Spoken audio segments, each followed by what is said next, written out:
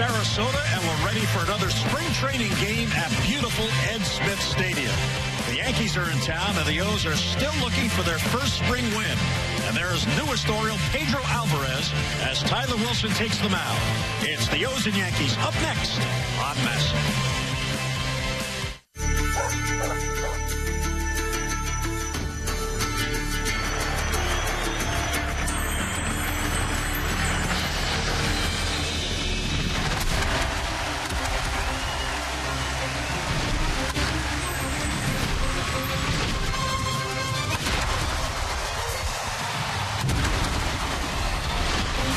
It's the Orioles on Masson on a mid-80s day, sunshine overhead in Sarasota. It's the Orioles and the Yankees from Ed Smith Stadium in Sarasota.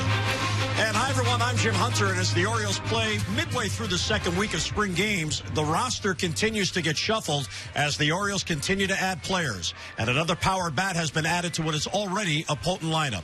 The Orioles made it official today that Pedro Alvarez has joined the team. He has signed a one-year contract, 29 years old. Last year, he had 27 home runs with the Pirates, but you see twice in his career, he is top 30 at 131 home runs in his career with the Pittsburgh Pirates. So, Mike, this was a powerful lineup prior to today, and it just got a little better. Yeah, well, this is a great acquisition by Dan Duquette and the Baltimore Orioles. Pedro Alvarez, I mean, just 3 years ago, he led the National League in home runs. The Orioles were targeting a left-handed bat. Why not go after one of the best, right? A great power hitter that will fit perfectly into this lineup. It's a bopper lineup. Last 4 years, they've hit over 200 home runs every year. I mean, that's what they're all about, and I think they're finally realizing, all right, this is what we're going to be. We're going to go up there, we're going to take big swings and play for the 3-run home run. Obviously, the goal is get more guys on base, but you can't tell these boppers to be patient. They're going to be aggressive up there. Now, Pedro Alvarez came up as a third baseman. He has also played first base. The Orioles have Manny Machado and Chris Davis, but in the American League, there's the DH, and he's likely to get a lot of at-bats as the full-time DH for the Orioles. So today from Sarasota, it's the Orioles and the Yankees. Lineups and first pitch are coming up next.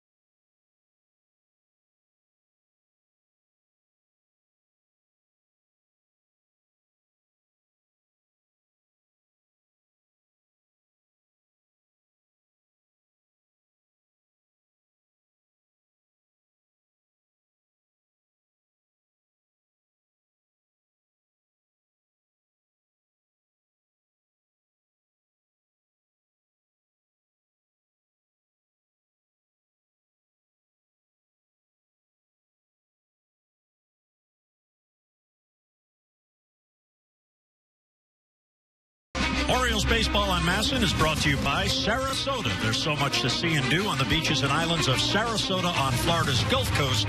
Go beyond the stadium to Siesta Beach. Named winner of the 2015 TripAdvisor Traveler's Choice Awards for beaches. Plan now at visitsarasota.org. Well, there's another beautiful day here along the Gulf Coast. Mid-80s temperature as the Orioles and Yankees get together for the first time this spring. And here's the Yankees lineup today. They have a split squad, so a lot of their regulars back in Tampa. Jacoby Ellsbury will lead off. Good numbers in his career against the Orioles. Refsnyder, Castro, and Hicks, with Corcoran catching, Parmalee, Heathcote, Torreyes, and Hicks-Shikoa. And let's take a look at Tyler Wilson's scouting report. Of course, we know from his appearance with the Orioles last year that he is a great competitor. Pounds his own with all three of his offerings, fastball, slider, and the change, and controls the running game. Well, all in all, this guy really does everything very well, and that's why he is a prospect for the Orioles and in the mix to be in the starting rotation or find a spot in the bullpen. See the earned run average at 3.50 last season. Came away with a couple wins, 5 starts for the Orioles, appearing in 9 games, 13 strikeouts and 11 walks. Tyler Wilson having himself a pretty good spring so far. Always comes into camp in shape and ready to go. A nice crowd on hand at Ed Smith Stadium, as always, as the Birds are still looking for that elusive first win. And, Mike, you know what? That's okay, because it's spring training. That's all about getting your work done. Yeah, and they are getting some great work in, that's for sure. So here is Ellsbury. You see his numbers from a year ago, now 32 years old. He is in his 10th season in the bigs and 3rd already with the Yankees. Last year, another injury-plagued season for Ellsbury. Yeah, Ellsbury really a key to this Yankees offense. Ellsbury and Gardner at the top. They can really wreak havoc on an opposing team, put a lot of pressure on a starting pitcher and a defense.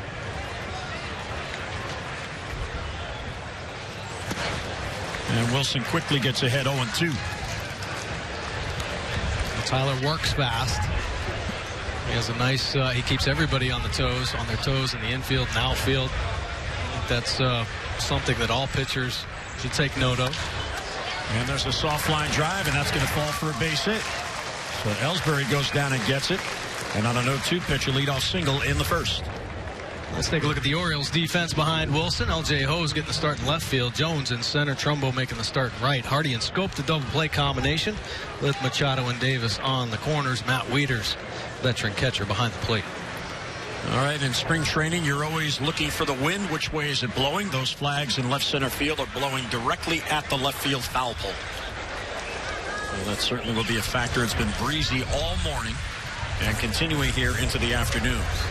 Here's Rob Refsnyder, who's playing the third base. And Wilson misses up and away. Well, spring training is definitely the time to get used to the elements. You play in the wind a lot of the time. The field gets hard as the game progresses, all the day games, so you have to make the adjustments accordingly. A lot of times, I think here in the early going in spring training, second half of the game when the field gets hard, balls have been shooting through. You have to stay aggressive, come and get that ball instead of letting the ball play you. Well, Tyler making his 3rd appearance. It's his 2nd start. He's pitched a total of 3 innings coming in. 2 runs, only 1 of those earned. Well, Mike, one of the keys, you look for this early on, no walks in his first 2 appearances. Yeah, that is a good sign. Definitely aggressive in the strike zone, although maybe a mistake to Ellsbury getting ahead 0-2 and leaving the slider up a little bit. But, you want to stay aggressive and continue to attack the zone, and the fine-tuning will come as spring training progresses.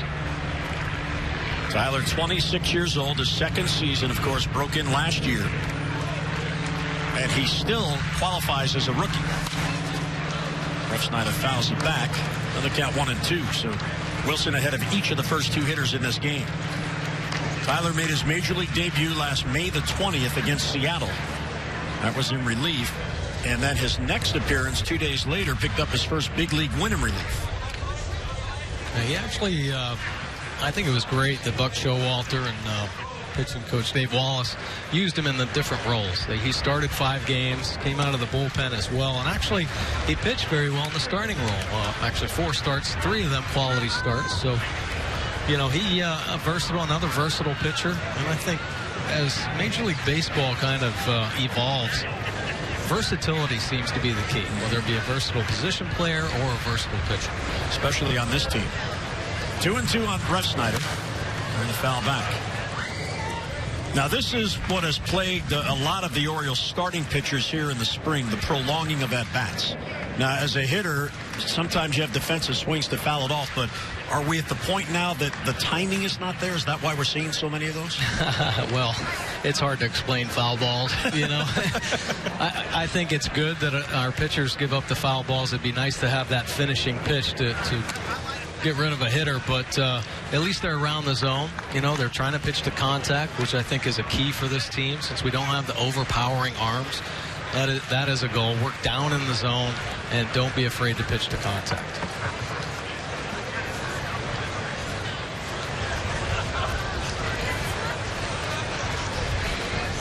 Wilson getting the start in the main game today. Chris Tillman and Kevin Gausman have already worked. There was a B game this morning against the Pirates. Line drive, and that's going to fall for a base hit. Both hitters, Wilson got ahead. He had Ellsbury 0-2. He had Refsnyder 1-2. Refsnyder did a real good job prolonging the at-bat. Yeah, he did. This ball got in on him. You see it kind of riding in on the hands. Takes it right off the knuckles, but just enough to find some outfield grass, and Yankees threatening early here. Refsnyder, one of the young prospects. Cup of coffee last season with the Yankees, but the Yankees slowly try to work into that youth movement. One of their young stars. Here's Starlin Castro, who was acquired from the Cubs to become the Yankees' everyday second baseman. They have Didi Gregorius to play shortstop, but with a split squad, half the Yankees team is in Tampa and the other half here, so Castro slides over to his original position. There's Joe Girardi, the Yankees manager. Took his team to the wild card last year. They lost to the Astros in that wild card game in New York. I think Girardi's excited about some of the younger players that they've been able to obtain over the last couple years. Mentioned Starlin Castro over this offseason, sending Adam Warren, the right-handed pitcher, to the Cubs. But Dustin Ackley was picked up, a young player. Aaron Hicks from the Twins, Didi Gregorius. So with all the veteran players the Yankees have, they are slowly but surely trying to bring in youth. Castro fouls it back. And another 1-2 count for Tyler Wilson. Well, the Yankees this offseason, they did the opposite of what they usually do. Instead of going out and just spending money, they did it via the trade. They still have some big contracts. Alex Rodriguez, Mark Teixeira. 1-2 on Castro. 2 on and none out in the first. This ball's lifted to left. Hose came in on it, and it's back in over his head. Ellsbury will score easily. Refsnyder being held at third by Tony Pena. And there's an RBI double. Looked like L.J. Hose misread that just a bit, and by the time he realized they couldn't get back on it. So an RBI double for Castro. Yeah, take a look. Another two-strike offering that stays up on the plate. L.J. Hose, a quick step in, but then gets beat. The ball carries over. I mean, these are the type of situations where the wind, every outfielder's anticipating the ball to be knocked down and brought in. But when a hitter gets on a ball and gets that true backspin and keeps it low, it will cut through. L.J. Hose got beat on that one.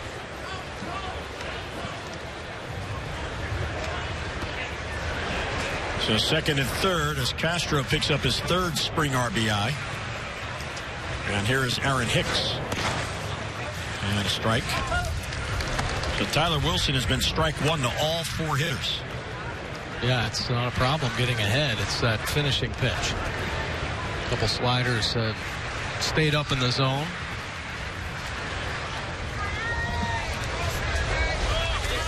Aaron Hicks, one of the players that Brian Cashman acquired via trade. He came over from Minnesota. And this is injury insurance just in case Ellsbury has another injury-plagued year. He can play center field. They let Chris Young go. He's now with the Red Sox. So Aaron Hicks acquired from Minnesota. 2-1 as he misses outside. In the B game this morning against the Pirates, Chris Tillman started. He went 2 innings and threw 30 pitches, did not allow a run. Kevin Gausman then relieved him.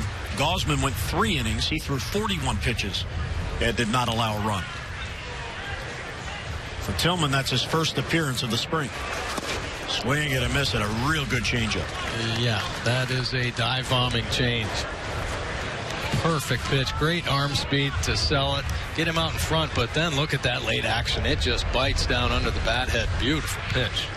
Tyler Wilson. So 2-2 on Hicks. Second and third, none down. 1-0 New York. Ground ball to second. A run will score. Scope will get it to first. He gets Hicks, but coming in is Snyder, and it's 2-0 Yankees. So Tyler Wilson making the start today. He is one of the 7 different starters so far in the spring. And, Mike, here's a look at the projected rotation. If all goes as is, those 5 will be in. But you still got Mike Wright, Odrisamer Despaigne, and Tyler Wilson. Yeah, exactly. And, Wright, Despaigne, and Wilson all have experienced time at the major league level. So you love that about them. You'd love to see all 5 starters stay healthy and make it through the season. But it's good to have a backup plan. And who knows? You never know what's going to happen in spring training. Wright, Wilson, and Despaigne have to prepare themselves like they're going to be in the rotation. Carlos Corcoran fouls it back. See last year with the Rangers. 178. Starlin Castro's at third with 1 down. Well, last year the Orioles used 8 different starters over the 162 games. Miguel Gonzalez was on the DL 2 separate times. Swing and a miss. Another good off-speed pitch. That one just dive bombing down and away. Great pitch to the left-handed hitter. There you go. Once again, Tyler Wilson finding himself ahead. Looking for that put-away pitch. And 0-2 on Corcoran. And he got him. That time got a fastball by him. So a good combo there, Mike. You get the changeup to get ahead, and then get a fastball by him, and he's late. Yeah, great spot. Perfect quadrant here. Up and away with the fastball after a couple nasty changeups down at the bottom of the zone. Looks enticing. Extra mileage there, 91 with the heater in a perfect spot. Gets the Yankee hitter. Well, here's Chris Parmelee, who last year was with the Orioles. Spent most of the year in AAA, but did get some looks with the big club last year. He's having a good spring for the Yankees. And then he'll take a strike. When Parmelee came up to the Orioles last season, he made an immediate impact. Up with some big base hits. Boy, for about a week or two. Batting average up over 400. Tapered off a little bit, unfortunately, but it was a nice little burst of energy to the Orioles offense. Runner at third, 2 down, 2 runs in. Well, for the Yankees, Parmelee was a free agent. And he signed there as insurance because of the injury past of Mark Teixeira. Parmelee is a very good defensive first baseman, as the Orioles saw last year. So he's a good guy to have around.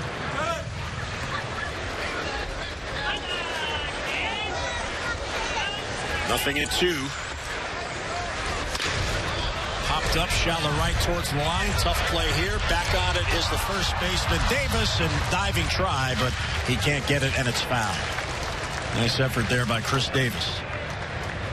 Yeah, it was. I mean, he realizes he's going to be the guy to make this play, so all-out effort there. A little crash and burn on the end. But good to see Chris Davis. He wanted that ball right off the bat. Oh, he wanted that out. He wanted it back. Great. Oh.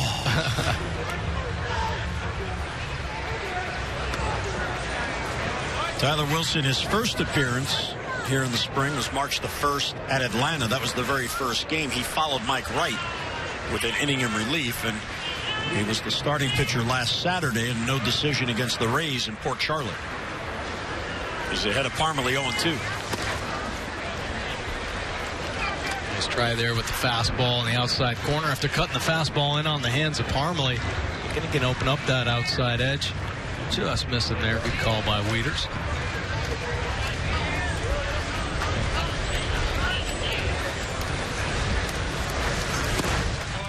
And a good take, so 2-2. Oh, he is getting some great movement on the changeup. That's the type of pitch where when you're getting movement like that, no need to be too fine with it. Throw it on the plate and let it go to work.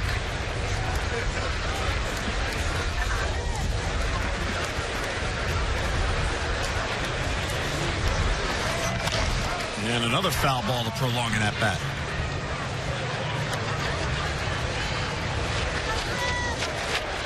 Tyler Wilson, a 10th round pick of the O's back in 2011, he pitched in his home state of Virginia at the University of Virginia.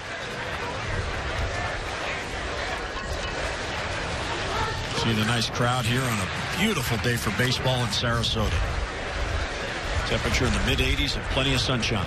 2-2 pitch. Lifted to left center field. Hose is in on it. He has a play, and he's got it for the out. But the Yankees do get a couple on 3 hits and 1 left. We'll head to the bottom of the first. Yankees 2, and here come the O's.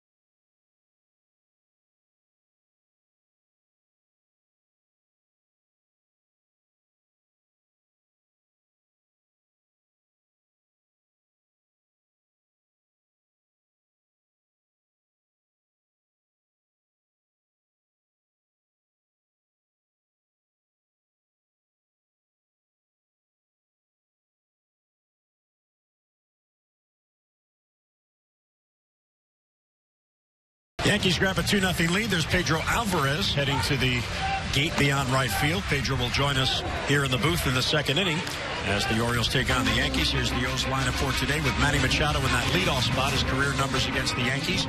Jones, Davis, and Trumbo with Wieters catching and batting fifth. And Kim, Hardy, Stoke, and L.J. Hose. And let's look at the scouting report for Brian Mitchell. He has a big arm. Signed out of high school. Really erratic, though, inconsistent. But a couple of years ago, he found the spot. He's topping out at 98 and a nasty curveball. The changeup has been an issue, though. He's been trying to develop it through the minor leagues, and the command has been a problem. But tested in AAA, really the numbers kind of bounced back for him. You see an opportunity he had with the big club, the Yankees, last season. 20 games, made a couple starts, 6.37 earned run average. So some inconsistencies there. A lot of people think Mitchell will end up in the bullpen full time with a 2-pitch power arm. Manny Machado will lead off, and the fastball sails high. Manny 3 for 14 in the spring. One of those hits a home run. And that is a foul ball, and just foul down the line. Manny has that great swing where even the harder throwers, his bat stays through the zone such a long time. It protects against the hard fastball and the off-speed pitches.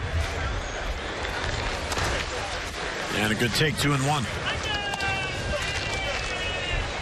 Brian Mitchell, 24. He's out of Reedsville, North Carolina. Now in his 3rd season, and he was on the shuttle last year. He was called up 4 times, sent back to AAA 4 times. Center field chasing Ellsbury back. He's going to get to it, circles around, and has it for the out. Wind may have held that one down, and one away as Machado skies up.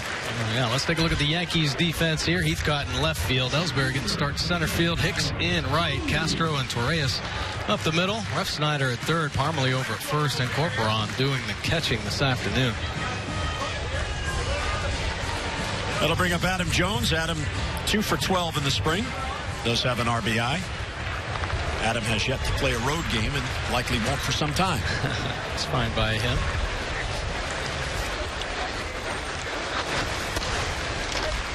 One thing about Adam Jones is, you know, when he doesn't go on the road, he gets his work in back here. I mean, he is a great leader by example, and of course, the numbers and the Gold Gloves kind of speak for themselves.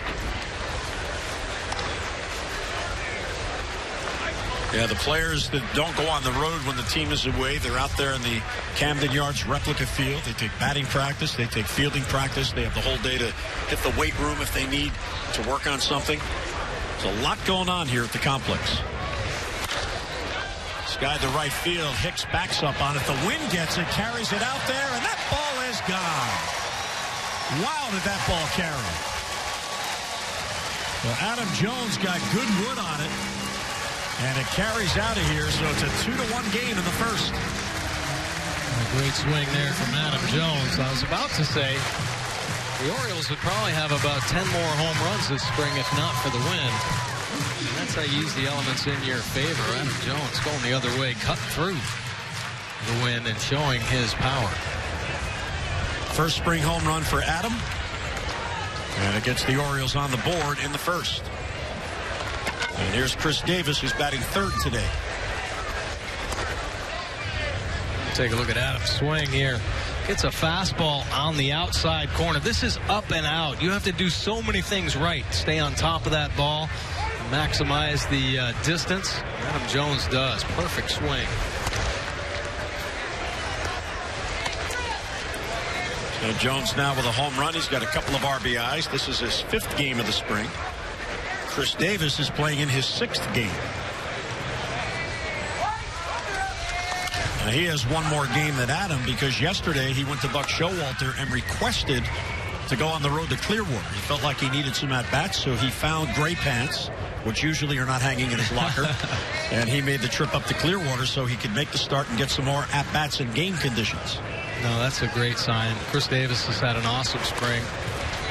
And against the shift, he's going to have a base hit.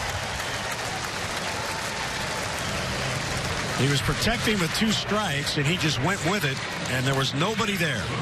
So Davis has a single with 1 down. There you go. Nothing wrong with this approach. Gets a little fooled on the breaking ball. Front foot gets down, but he keeps the hands back, and there's enough there. Chris Davis makes contact. Well, it's going to go somewhere, and finds a nice hole with that shifted infield. Chris homered in his first spring at-bat last Wednesday here against Atlanta. He had since gone 0 for 11 before that base hit. And here is Mark Trumbo, another of the Thunderbats that has been brought to the Orioles. Yeah, big noise comes off the bat of Mark Trumbo. With Pedro Alvarez signing, Trumbo likely will get the majority of his starts in right field, where he actually has played more in his career than any other position. Yeah, Wayne Kirby will be spending a lot of time with Trumbo in right field.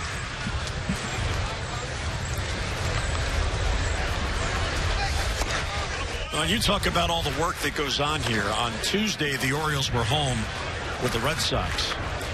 And Wayne Kirby and Mark Trumbo were out at 8:30 in the morning working on Trumbo's defense. Wayne Kirby doesn't leave anything for chance, and you got to give Trumbo a lot of credit. He wants to play well out there.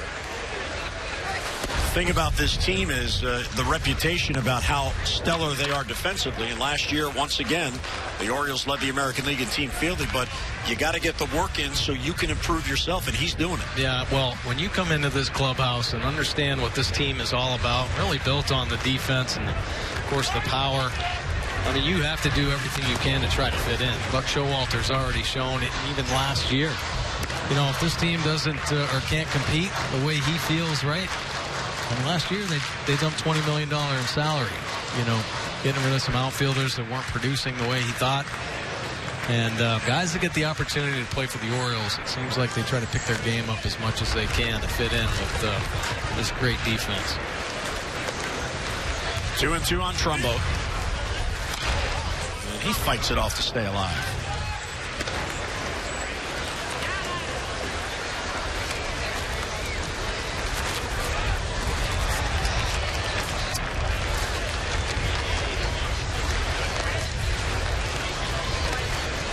Has been some talk about Trumbo maybe sliding over to first base on occasion. Of course, there's still some question marks maybe in the corner outfield spots if Trumbo does slide over to first. Is Davis going to get into the outfield? I don't think Buck Showalter wants to to mess with that. I think he wants to keep this lineup as consistent as possible. Put Trumbo out in the outfield. Davis's defense at first base is on the Gold Glove level. He's really fit in nicely to what Buck Showalter, his plan is defensively, the defensive scheme, especially at first base, because a lot of first basemen can't handle that, the discipline to know what balls to go after and which ones to not. And we'll be talking about that. Buck Showalter, a very unique philosophy on first baseman, because he wants to stay away from the pitcher actually covering first base, and the first baseman with the second baseman having to throw to them, because it seems like every night you see a pitcher mishandle a ball or the timing is off. Davis running, and the pitch is popped up by Trumbo. Parmalee has it right near the bag. Trumbo's retired for the second out, and Davis back to first. Well, excitement is building now for the 2016 season, and the time to get on board is right now. Become an Orioles full or partial season plan member today and start enjoying the exclusive orange carpet benefits, including huge savings over the cost of single game tickets, postseason ticket priority, MLB's most flexible exchange policy, and access to the hottest ticket in Birdland, Orioles opening day. For all the details, Orioles.com/season. A nice crowd here at Ed Smith Stadium, the spring home of the Birds. Here's Matt Wieters. Matt 1 for 9 in his 4 spring games. Shows bunt with the shift on and pulls the bat back. Find that, seeing that. We talk constantly about when our team's going to try to beat the shift, try to keep a defense honest. If they're going to keep shifting over there, laid a bunt down. All it's going to do is tack on more pitches for the starting pitcher. How about that? Work on it now, Matt. Yeah. There's a bunt single for Matt Wieters. Absolutely. If you're going to shift on him every once in a while, that's a good idea. Just take it and make him pay. And that is a perfect bunt, because Matt Wieters will show you right here. You don't have to do anything special. You just have to put it in that direction. It doesn't have to die on the grass. That is a hard hit bunt. And if Castro doesn't cut that off, it could be a potential double. So just get it that way, and it's a knock. So Davis went the opposite way against the shift. And Wieters with the bunt single. Here's Hyun-Soo Kim, who is still looking for his first spring hit. He is hitting some tough luck. He's hitting some balls hard right at fielders. He is looking to snap an 0 for 21. He's had some really good at-bats here the last couple days, though. Throw back behind Davis, and Davis is out. Too big of a secondary lead, and Carlos Corcoran guns him down, so that ends the inning. But Adam Jones gets the Orioles on the board. He goes the opposite way. His first spring home run. And the Yankees lead the O's 2-1. When we come back, we'll be joined by Pedro Alvarez.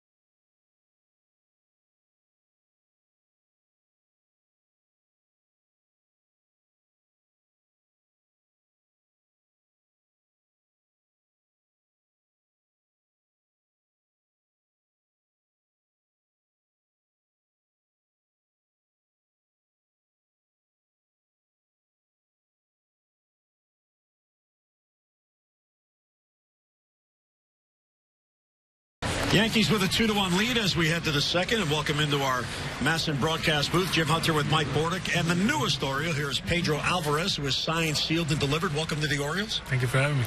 Glad to be here. All right, so you're out on the free agent market. Here it is, March the 10th. Finally get the deal done. Were you getting a little concerned? You always want to be out there. You don't want to miss any time, But that being said, new to this process, I knew I just had to have patience and just take it one day at a time.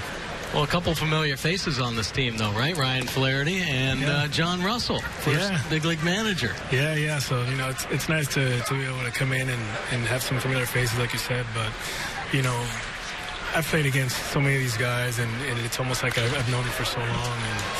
And they've done such a good job of welcoming me to the club. Slade Heathcott with a leadoff single off Tyler Wilson as the Yankees bat here in the second. Now, when you come to a team like this, and you alluded to it in your press conference at noon today, you really just have to be one of the guys. It's got to be nice where you don't have to. You're not being brought in to carry the team. You're being brought in just to contribute.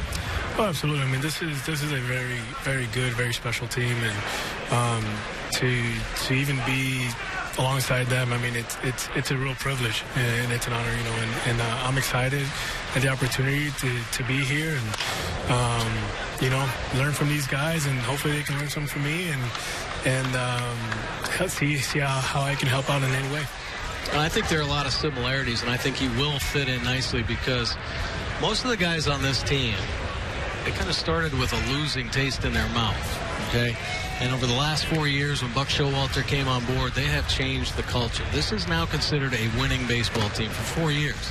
And the Pirates were much the same way. Now, you got on the scene in 2012, but 2013, 14, and 15 is when the Pirates made it to the postseason. You obviously a big part of that. So Pittsburgh had to turn everything around. They had a long drought of losing. So you're accustomed to the winning as well. Yeah, I think it's one of those things where it starts in the clubhouse, and it's a culture thing, and we had a good group of guys out there in Pittsburgh, and a lot of the guys we came up together, so that sense of camaraderie is huge in that chemistry, and I already get that sense here. Obviously I talk to Flash a lot, and Flash is Flaherty, for those who don't know. Oh, we know Flash. And just hearing how he talks about the team, you get that sense, and now being here, you can definitely see that, and it's no mystery why this team has done so well in the past couple of years. Now, you came up as a third baseman. At Vanderbilt, you were the third baseman. Ryan Flaherty, the shortstop on the same team, both first-round picks in the same draft. More recently, you played first base. On this team, you're likely to get most of your at-bats at DH. How do you feel the adjustment's going to go with that? Well, one thing that Buck said in the press conference that, I was one of the reasons why I wanted to come here is the fact that he said, there's no limitations on how I can contribute, and so, they're gonna want me to, if it's DH in that day, if it's playing first base, whatever it is, they're not gonna put a limit on that, and, I'm excited at the opportunity to be able to just be out there and compete, and wherever I'm needed, that's where I plan on contributing, and like I say time after time, just one day at a time. All right, well, Pedro, thanks so much for coming by to join us. Have a great year. We're happy to have you. Thank you very much. That's Pedro Alvarez. We'll head to the bottom of the second, 2-1 game.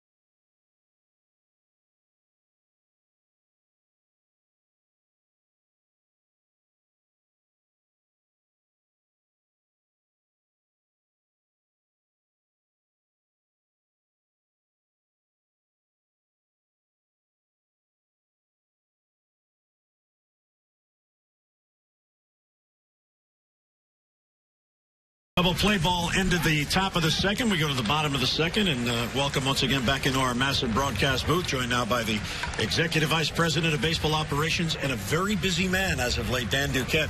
Tell us about Pedro Alvarez and how it all came together.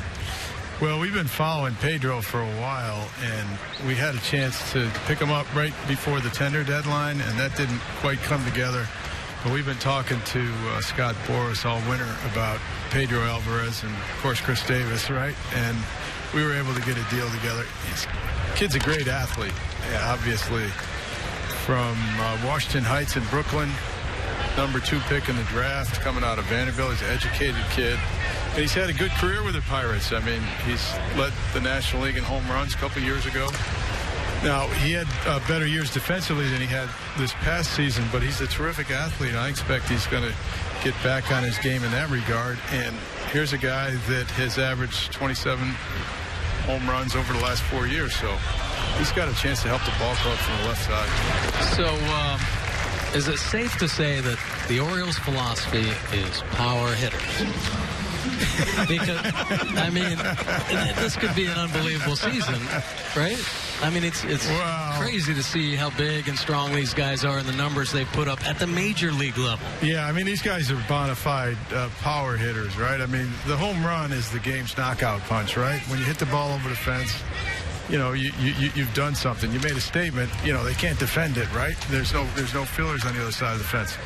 Now, we have an extraordinary number of players that have hit 30 home runs on this ball club this year. And I'm sure John Scope, for example, would like to hit 30 home runs. He certainly has the power to do, and Matt Wieters as well. You know, if they had, bang-up years, they conceivably could do that. So, I mean, the home run is important. We hope to be able to improve our on-base capability so we can leverage that power. But it always helps to have power at every position. I mean, it's hard to get, and, fortunately, we were in a position where we can do that this year. J.J. Hardy with another base hit up the middle, so J.J. having a real good spring. And you can see that shoulder is fine now. He rehabbed it all winter, the left shoulder. And J.J. Hardy with a base hit with one down. But to answer your question, Bordy, yes, I like power at every position. I mean, who doesn't? Right. Well, you talk about the top to bottom and the power. Let's take a look at this graphic, what the potential is, and as you allude to. Because I agree, Dan, top to bottom, these are the career highs in home runs on the right. And you mentioned Scope. 16 was 2 years ago. But last year, when he was a more accomplished hitter, he had 15 in just half a season. Exactly, and he's getting better knowledge of the strike zone. You saw his slugging percentage went up significantly last year, and I expect he'll continue to improve on that this year. I'm sure he doesn't want to be left behind by his friend there at third base. No, I expect him to progress much like Manning. It seems like they push each other along nicely. Anybody standing out this spring? Maybe surprise? I like Joey Rickard. I like what he's done in the outfield for us, and he may be one of those players that could play good defense for us and also get on base, which are both things that we need on this ball club. I like the way he comes to work every day. He seems to be a gritty player. He plays all three outfield positions, and he gives you a good at-bat. He uses the whole field. I've seen him hit several balls to the right of second base and also pull. And he keeps the ball out of the air. He's not a great big guy. Doesn't have a lot of power. So I think he is very self-aware. He knows who he is. I mean, here's a kid that went to the Dominican to play after he had a great season. He hit over 320 with Tampa. But then when I looked into his record, I noticed that last year he went to Australia to play ball. Now, anybody that goes to winter ball wants to improve their skills and improve their career. So that tells me Joey Rickard has worked very, very hard to improve his skills and his career. Now he's getting a shot in the big leagues. Now, you mentioned he does play all three outfield positions, and he told me the other day he doesn't really care what position he plays as long as he's in there. But the one thing about him that's attractive is he can back up Adam in center field. He is a very good defensive center fielder, and if you had to put him in to start, he can get it done. Yeah, and I think that's the important point that distinguishes him from some other players that we may have on the roster, and that is he can play center field. And in a game the other day, he got a ball hit over his head, and he turned the wrong way. But he didn't turn around to face the ball. He turned away from the ball, ran to the fence, and then he turned around and made the catch. And that, to me, tells me he's got a lot of confidence in his ability to catch a fly ball. Yeah, he's very poised out there. Is there any other type of player you might be targeting right now? Or are the Orioles looking at maybe another left-handed bat? Well, we have better balance now with the addition of Pedro Alvarez. We could use another left-handed bat. We could certainly use more depth and quality to our pitching, and that's something that we're going to have to continue to follow. Is there a chance that you may be able to add from outside the organization to the pitching?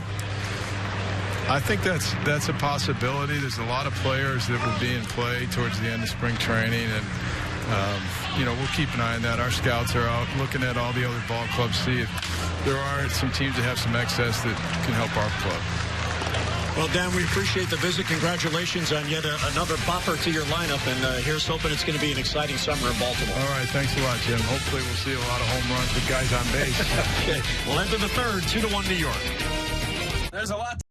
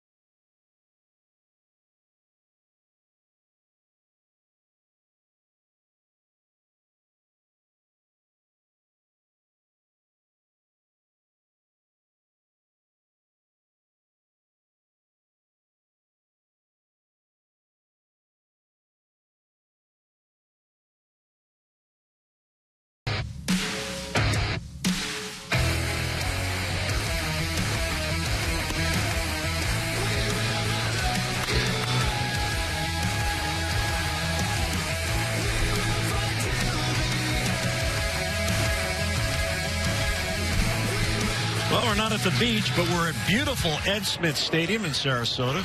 Each team with 4 base hits. Tyler Wilson stays on for a third inning of work. Ellsbury leads off. He singled to begin the game.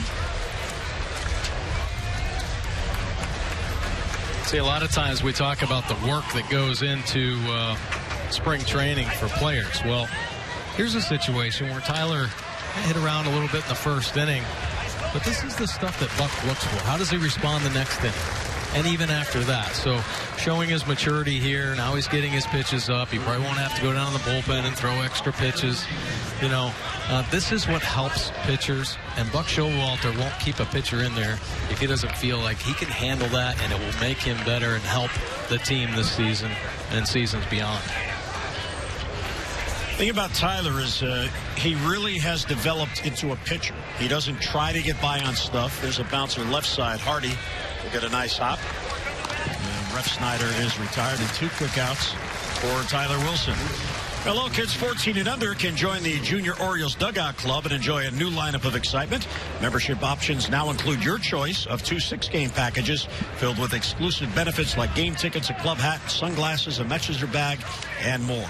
And as always, friends and family can purchase additional tickets to Dugout Club's games for as little as $6, and lower-level seating options are available.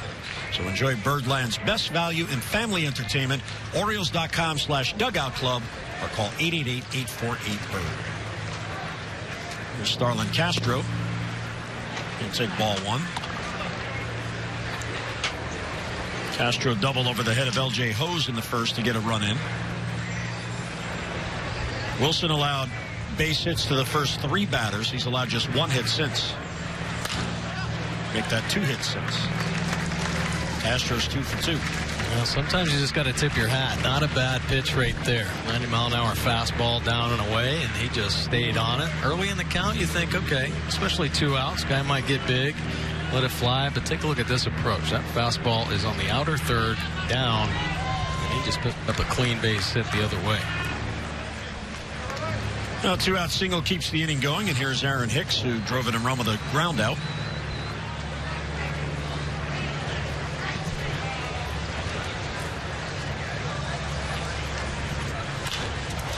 First ball swinging, pops it up. Manny over near the stands. He'll run out of room. Now, since we started, the wind has shifted, Mike. We showed you early the flags. They were blowing towards the left field foul pole. And now the wind is blowing. There are the flags out in left center field, straight in towards home plate. So the pitchers just got happier. Yeah, exactly.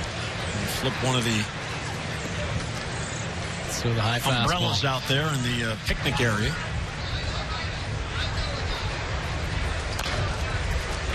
And then a bouncer foul, so it's 0-2. Well, Tyler's showing the good stuff. I mean, except for a couple sliders that stayed up in the zone. Getting great action on the changeup, locating his fastball very well. The sliders that are down have nice bite. And good sign here.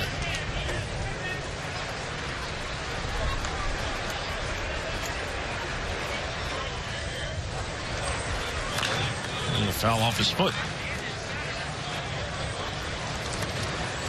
Now, Tyler Wilson, now 26 years old.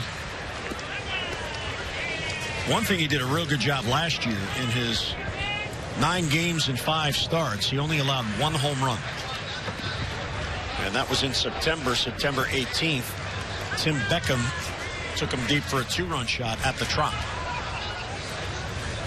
Changeup misses down and in.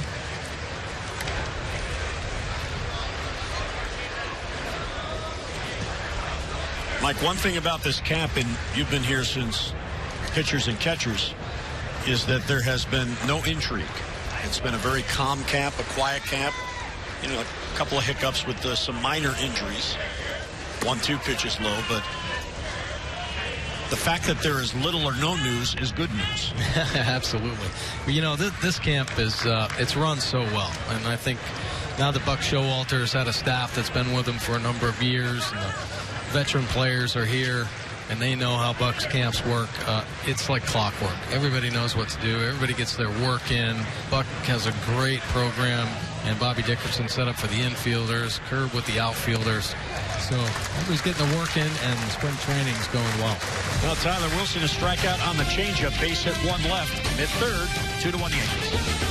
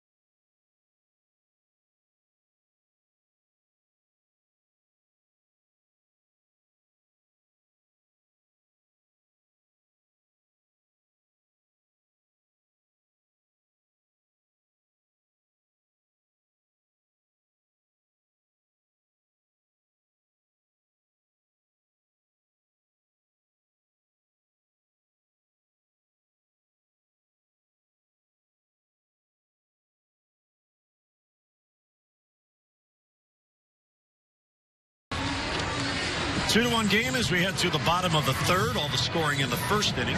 Yankees got 2 in their half. Adam Jones with a home run in the bottom half. And let's head down to the Orioles dugout. There's the outstanding pitching coach of the Orioles, Dave Wallace. Dave, Jim, and Mike, how are you? Good, Jim. How you doing? Hi, Mike. Hey, what's going on, Dave? Not too much.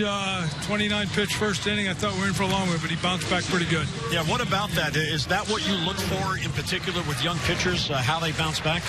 Yeah, you do. It's so easy to go when you're going well, but I think to Tyler's credit, and that's what he does so well, got a couple pitches up and made a couple mistakes, but again, it's early on in spring training, but he's such a good competitor.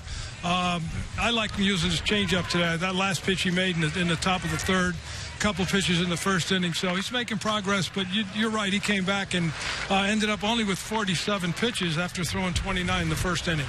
Hey, a couple setbacks with some pitchers, but nothing too major as far as injuries go. Your feelings on the pitchers in spring training?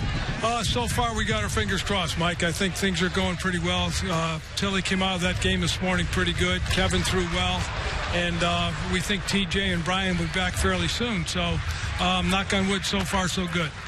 Yeah, that is good news. Speaking of Tilly, I went out there and watched him throw a little bit. He looked really good to me. Your thoughts on Tillman?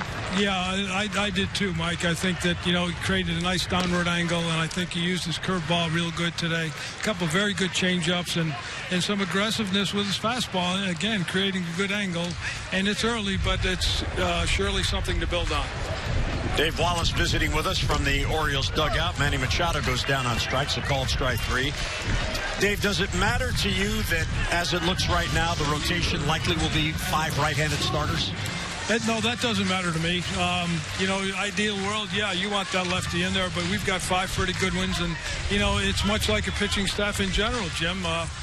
We've got some right-handers that get left-handed hitters out, so you can't let that stand in your way. These guys have enough in their arsenal to go ahead and attack left-handers as well. So I don't think it's a huge concern of ours.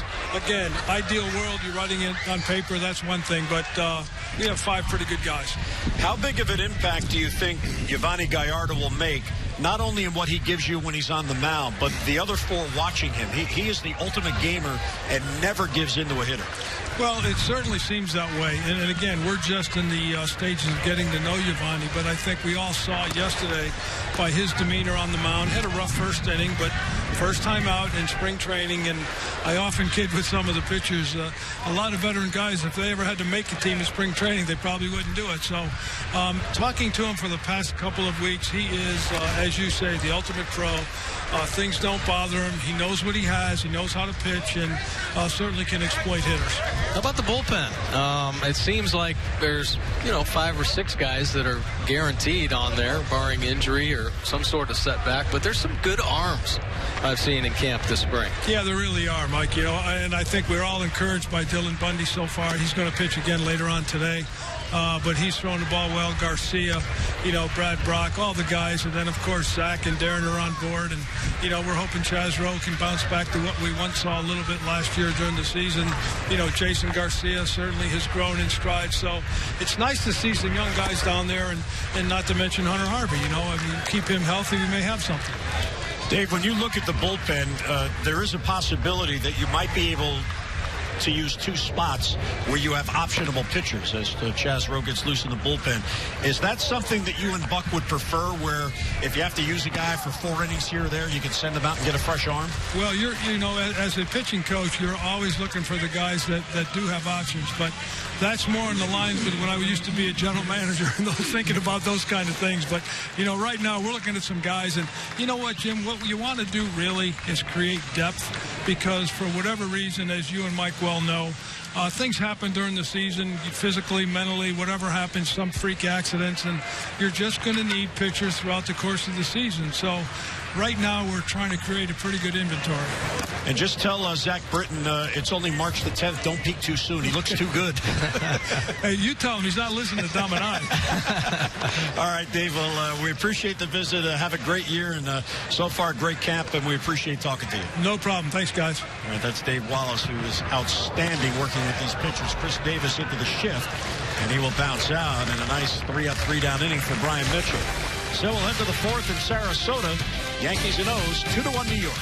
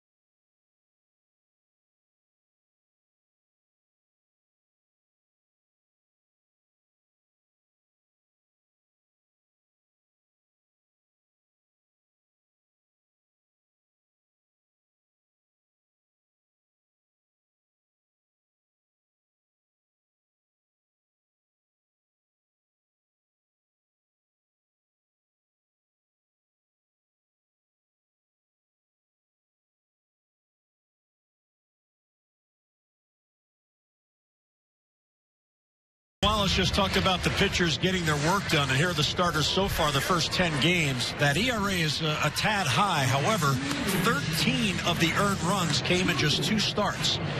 Ubaldo Jimenez had a 6-run outing, and Miguel Gonzalez a 7-run outing on March 2nd and 3rd. So, Mike, 8 earned runs total in the other 8 starts. So, overall, it's actually been a pretty good start for the rotation.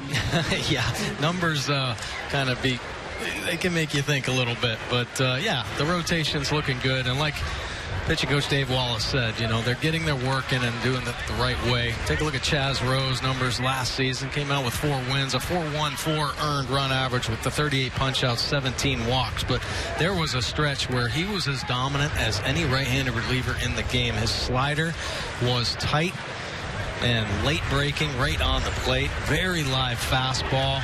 The 3/4 slot gets really good movement. Looking for him to be an integral part as well. Carlos Corcoran fouls it back. He struck out his first at-bat. So real good outing for Tyler Wilson. 3 innings, 2 runs on 5 hits, but he really recovered. He was down 2-0, 4 batters into the game. Yeah, that was really good to see.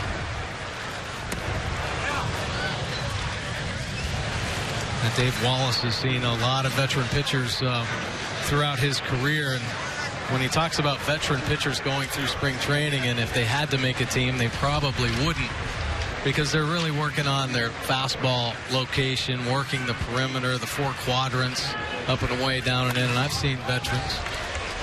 Corcoran pulls it to right field. Trumbo over to cut it off. Well, the first batter reaches for the Yankees in the 4th. Yeah, I've seen veteran pitchers just get knocked around, and you think, oh my gosh, they lost it, and then go on to win, 20 games. Bob Welch comes to mind, where his spring training average back in, I think it was 91 or 92, was probably a 30 earned run average, and he ended up winning 27 games that year. So veteran pitchers know typically what they want to do through the course of spring training. Chris Parmelee for his second at-bat. He lined out to hose in left field his first at-bat. Well, if you look at, let's take Ubaldo Jimenez. He's had 2 spring starts. In his first start against the Atlanta Braves here on March the 2nd, he didn't throw any breaking balls, and he didn't throw any splitters because he wanted to work on the changeup. Fastball command maybe wasn't what it was, and in a third of an inning, he only got 1 out. He gave up 6 earned runs.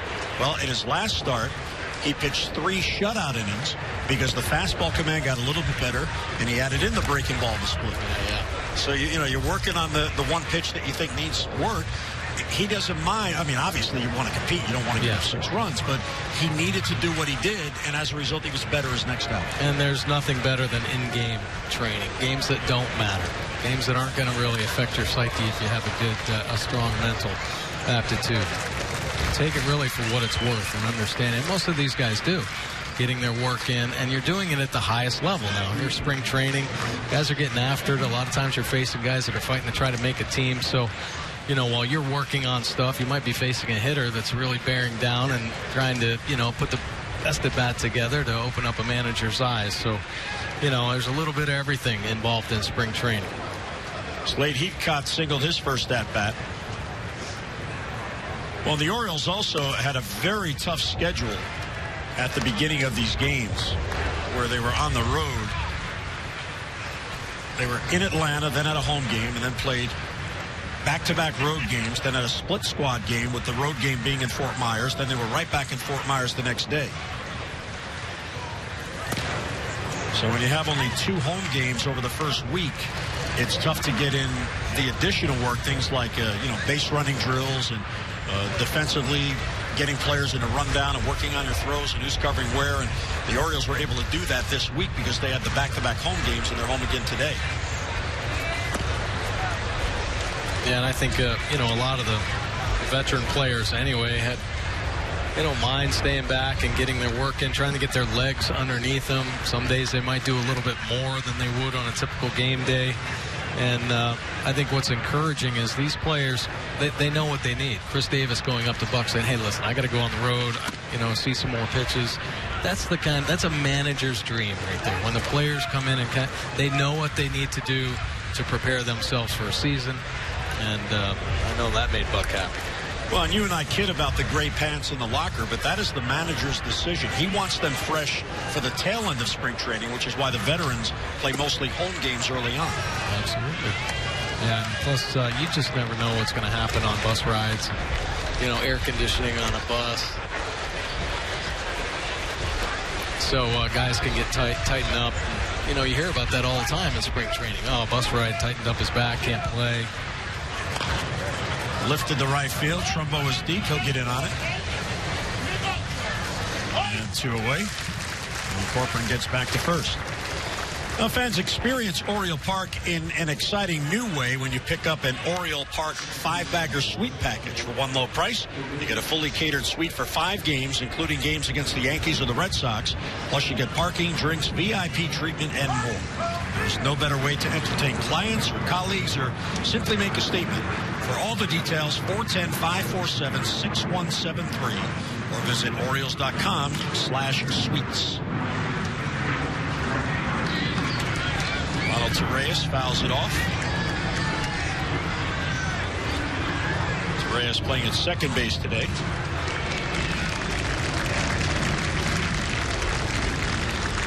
And Wallace, Russell, the skipper. And the center field off the end of the bat. Adam Jones was shallow, puts it away. So after the leadoff hit, 3 straight outs on fly balls. Mid-4th in Sarasota. Beautiful day for the beach. We have a 2-1 game at Edson.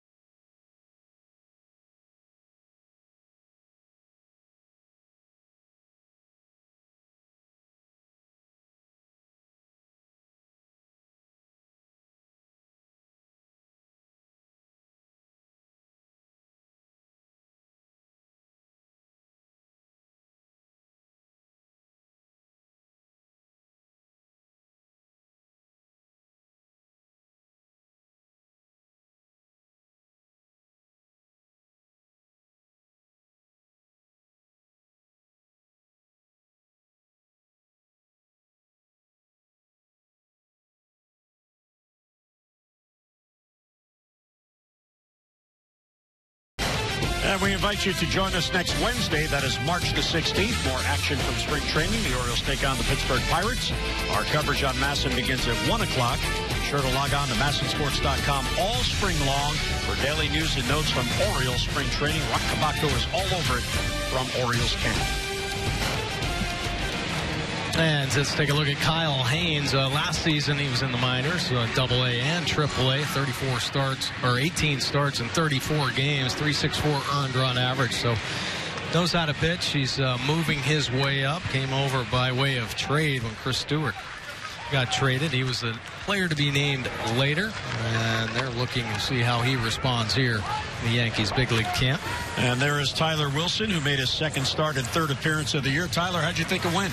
Hey guys, I thought it went well. Obviously started out a little bit rocky, but that was, I think that's a product of not really executing 2-strike pitches. So that's the biggest takeaway from the day. It was good to getting some good counts, but I got to finish guys a little bit better. Yeah, that had to be a bit frustrating. You were ahead of every hitter in the first inning, but those 2-strike base hits. Yeah, exactly. And that's, I mean, I don't want to say it's one of the last things that comes, but being able to establish all your pitches in the zone is obviously the first and most important thing. Be able to pitch ahead and throw strikes, but be able to expand the zone, finish balls in the dirt, up and out of the zone as well is equally important, and that's obviously something I'll work on moving forward. Well, Tyler, your changeup was filthy today, and I just want to know, did you have any plans coming into spring training, or did you work on anything specific this offseason? That's definitely been a pitch that's kind of been the third one to evolve in my career. Something that I've been focusing on. I think it's really important to have that in my arsenal. And my slider kind of suffered a little bit today. It was backing up on me a little bit in the zone, so I got to get that back on track. But definitely a pitch that I've been focusing on improving, and I think it's going to be really important for me moving forward. Now, Tyler, in your situation, we know pitchers on this team, you know, like Osvaldo Jimenez, guys that have been around, they're here working on stuff to prepare for opening day. You obviously are doing the same thing, but you also have to try to impress. So how do you balance that? Sure, it's a delicate balance for sure.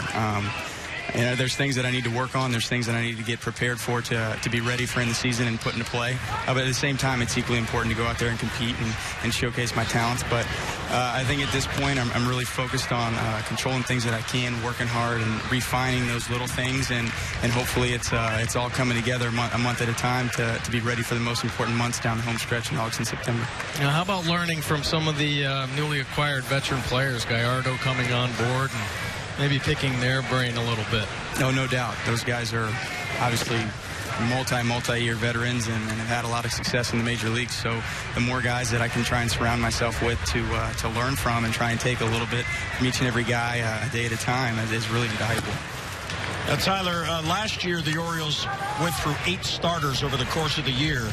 So wherever you begin the season, at least you know that the depth they have, and they don't mind using the depth. It's very important the way they put this together. Yeah, absolutely. Absolutely. Everything is premeditated and has a purpose. And whatever my role ends up being from day one, I'll be focused on, like I said, the things that I can control.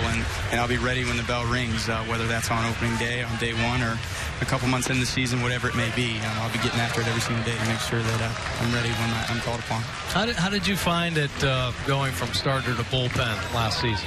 Well, that was actually that was my first ever appearance out of the bullpen in professional baseball. Was in my big league debut, so that was definitely a trial by fire. But when it all boils down to it, it's all about getting outs. It's all about pitching ahead and keeping things simple.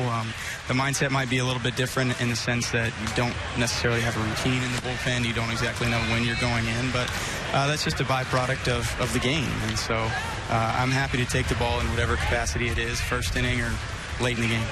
Well, Mike Bordick wants to take some BP against you. He wants to try to hit that changeup yet. Go ahead. Bring it on, Bordy. Hey, well, only because that's my bat speed. All right, Tyler, appreciate the visit. Nice start today, and keep it going. Thanks, guys. I appreciate it. That's Tyler Wilson, well-spoken young man, and really gives thoughtful answers. You know, he doesn't dodge it. He tells it like it is. And, you know, again, this organization, they handpick these guys for a reason. Yeah. Well, you know, Kim takes one off the back of the leg. Tyler Wilson, he just does everything average or above average. And when you put all those pieces together, it makes him one of the top prospects in the Orioles system. I mean, he just does everything very well. He controls the running game, throws pitches for strikes. He competes when he's on the bump. You know, this is what managers and GMs dream about. Players like him coming through a system. And Kim hit by a pitch with 2 down. Here's Hardy. And strike one. JJ with a base hit, his first at bat. Now 4 for 12. I was talking the other day about JJ Hardy bouncing around out here like he's 18 years old. He has been getting after it in his infield drills. His arm feels great, swinging the bat. Looking for big things from JJ Hardy this season. Well, the camaraderie you mentioned on this team, it's been obvious when you just look at the 2 most recent press conferences. When Yovani Gallardo was introduced, J.J. Hardy, his former teammate in Milwaukee, was there amongst several other of the Orioles players. And this morning when Pedro Alvarez was introduced, we know Flaherty and Scope were there because Buck referred to them. There may have been other players there as well. And for a new guy coming into an organization, that's got to feel special. Oh, absolutely. I mean, and that's really, you know, that's what this team is all about. You know, understanding that they're all in it together. And it isn't just the major league team. It's the guys in AAA and AA. And that's the change that this organization has made since Buck Showalter came aboard. And it's great to see. And it gives players that just come into the organization understanding what they're made of, what the character's like. And you can automatically tell that they're caring about winning and they care about their teammates. Here's Pedro back on the bench. Nice of him to come up here in full uniform to visit with us.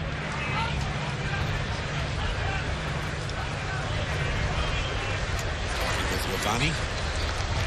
This it's going to be quite an intimidating lineup. Now, how about that? The two new guys found each other.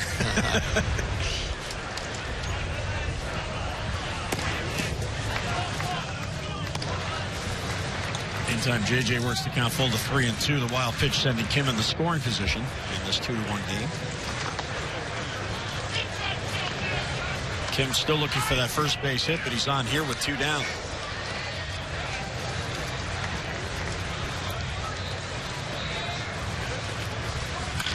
Sharply hit, but foul down the line. Now J.J. getting after it.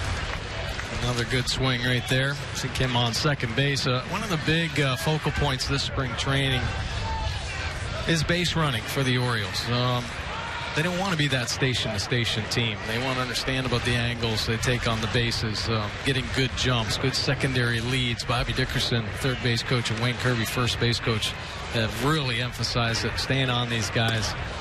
So if you're not going to hit a home run, maybe on a base hit, maybe you can go first to third, somebody get a sac fly, because the Orioles just need more of those type of opportunities. See where Bobby Dickerson is standing there. He's right in the FL, the Florida logo of spring training. Well out of the coach's box, so he gets that angle for Kim coming at him, but he does have to be careful with right-handed batters up. Look how close he is to scope. Yeah, not a very safe spot there for Bobby Dickerson. He took one in the backside last year and didn't even flinch, so he's ready. He didn't want to admit it. Jonathan goes after a breaking ball that dips down and away. John popped up to second, his first at bat. He is really looking forward to a complete season. Let's hope it happens. Weak ground ball towards the left side. Bobbled by Castro, and everybody's safe. I don't know if Refsnyder diving distracted him. Maybe on this hard infield it took an inopportune hop. The Orioles have the bases loaded. Yeah, I think with the wind, it kind of dries out a spring training infield. Remember at the start of the game, it was nice and dark, a little, not muddy, but definitely damp. And here this next hop just kind of kicks up, catches him off the heel of the glove. They're trying to be a little bit too quick there, realizing the only shot was maybe the force play at second base, and can't get the handle. That maybe ever so slightly hit the end of the glove of Refsnyder, who went into the dive. L.J. Hose now with a chance. Tying run is at third, go-ahead run at second. And Scope on at first with 2 down.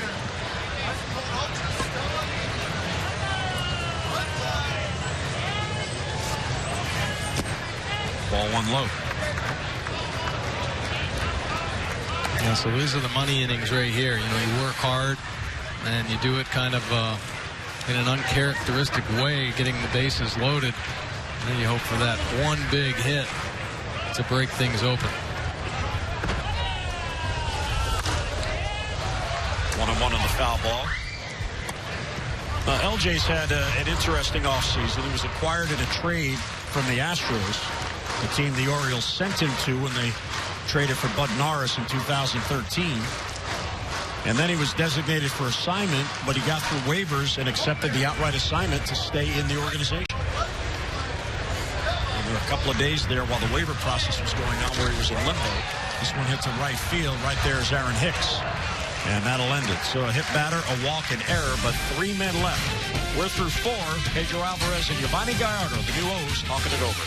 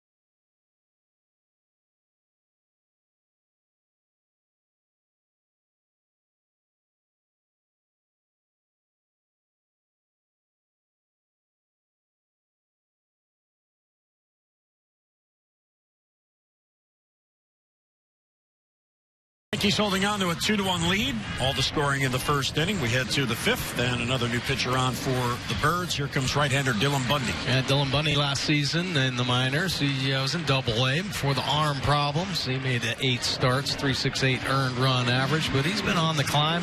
See the 25 punch-outs. Yeah, always known for the power arm, but he's had some setbacks, a couple injuries, and there have been some question marks, but he came into spring training ready to rock and roll. Fastball velocity is getting back up there. You heard Dave Wallace talk about Bundy and how good he looks. Well, he's got a great look in his eye right now, and he's throwing the ball very well, and it appears that be a part of the Orioles bullpen. This will be his third game appearance of the year, an inning in each. He last worked last Sunday in Fort Myers against Boston. There's Kyle Higashioka, who's in the number 9 spot. Ellsbury and Refsnyder are due to follow. Higashioka bouncing into a double play his first at bat. In the game last Sunday, 1 inning, 1 hit. He only had to face 4 batters, Bundy, to get through that scoreless inning against Boston.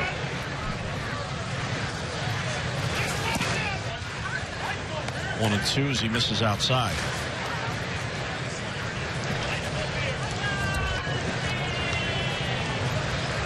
So Dylan's fastball velocity, the breaking ball has some nice bite on it. It's a good second strike with the curveball.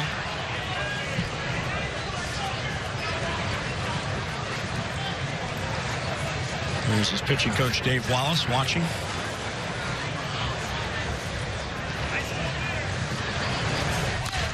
And just does get a piece. Well, Dylan's still young, Mike. He's only 23. But in the last 3 seasons, because of first the Tommy John and then the shoulder injury, he's pitched in just 17 games total.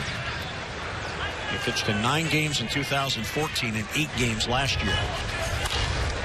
There's a base hit, softly hit in the left field. Higashioka on with the leadoff single. Not a terrible fastball, running in off the plate at 94, but just the height of it gave Higashioka an opportunity or a chance to get a base hit. And yeah, he did get it up over Machado's head. A knock. That down a little lower, and that's probably a swing right over the top. Here's Ellsbury for his third at-bat. Sharply hit in the right field for a base hit.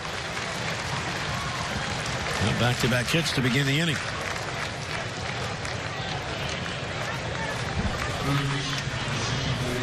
You see Bundy wearing number 37.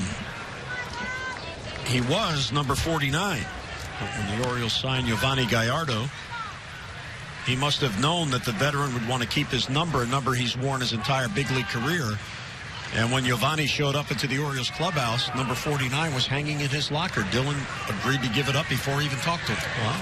But apparently, there's been a little side negotiation that's gone on since. But I like that. There's a young player who, 23 years old, deferring to the veteran who has a track record. Sure. Now the next matter will be, will Wayne Kirby agree to give up number 24 so Pedro Alvarez can wear that, a number he's worn his whole career. Well, it'll be fun finding out what happens there. But here's the other thing. When Bundy gave up number 49, he wanted number 37, but Dave Wallace was wearing number 37. So Dave Wallace said, well, I don't care. Here's your, he gave the number. He's always wearing a jacket. No one even knows what number he is. But for the record, he's number 16. Now, I'm wondering, Scotty McGregor's here in camp. Did he go to Scotty and say, am I allowed to wear your number? Right. But this is what goes on with veterans who, for some reason, maybe it's superstition, maybe it's just being familiar. Well, yeah, I think when you have enough time in the major league level and all your cards and pictures and everything have that number. Bundy takes the sure out off the check swing of Refsnyder. The other runners move up, now 1 away. A nice pitch right there from Dylan Bundy.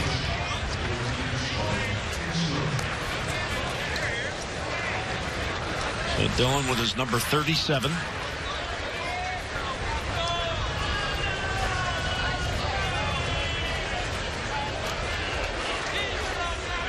And here is Starlin Castro's had a good day. RBI double in the first, single in the third. He now has 5 hits in the spring and 5 games played. Well, he is a really good offensive player. There have been some questions about his defense. Moved from short to second base last season with the Cubs. The Yankees plan on playing him at second base this season.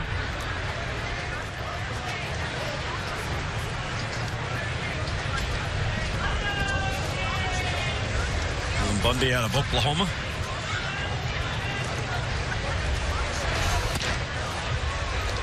When he came out of high school, when the Orioles drafted him, he was the 4th overall pick in 2011. There were scouts that said when they scouted him, they felt he was the best high school pitcher they had ever seen. Sure. And unfortunately, the injuries have derailed his career to this point. Off-speed pitch for a strike. Wow. That was a really nice changeup. Known as the power fastball breaking ball pitcher, but start mixing in a change like that. A 2-1 on Castro. And a line drive to center field. That's a base hit. Higashioka scores. Right behind him is Ellsbury. The throw comes into second base. There's a 2-run single, and it's 4-1 New York. So 3 hits allowed by Bundy, and 2 runs are in. Well, after a beautiful changeup, comes back with the heater and then stays about belt high on center cut, giving Castro a pretty good chance to square it up, and he does, picking up a couple RBIs on the end as well. Now Bundy is in a spot as Castro is now a 3 RBI game. When he was drafted in 2011, he negotiated a major league contract with the Orioles, but he immediately went on the 40-man roster. And as a result of that, he has used up all his options. So he cannot be sent down to the minor leagues. And unfortunately for Dillon, I mean, obviously when he signed it, he wasn't anticipating the injuries. But this would be a year, because he's finally healthy, where it would be wonderful if he could go down to Bowie and get in the rotation, stretch it out, get the strength back, really get the strength back. But the Orioles can't do that because he has no options left. Right. 1-1 on Hicks.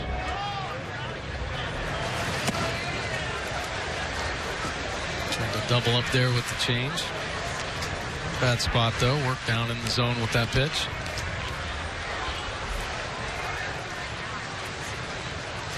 So Dillon will try to work through it here at the big league level. There's still hope down the road that he can join the rotation. Another good changeup.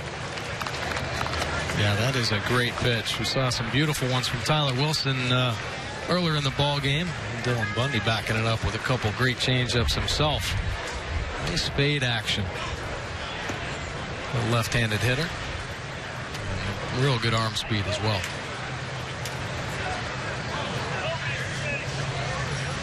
Two and two on Hicks. And a little low fastball.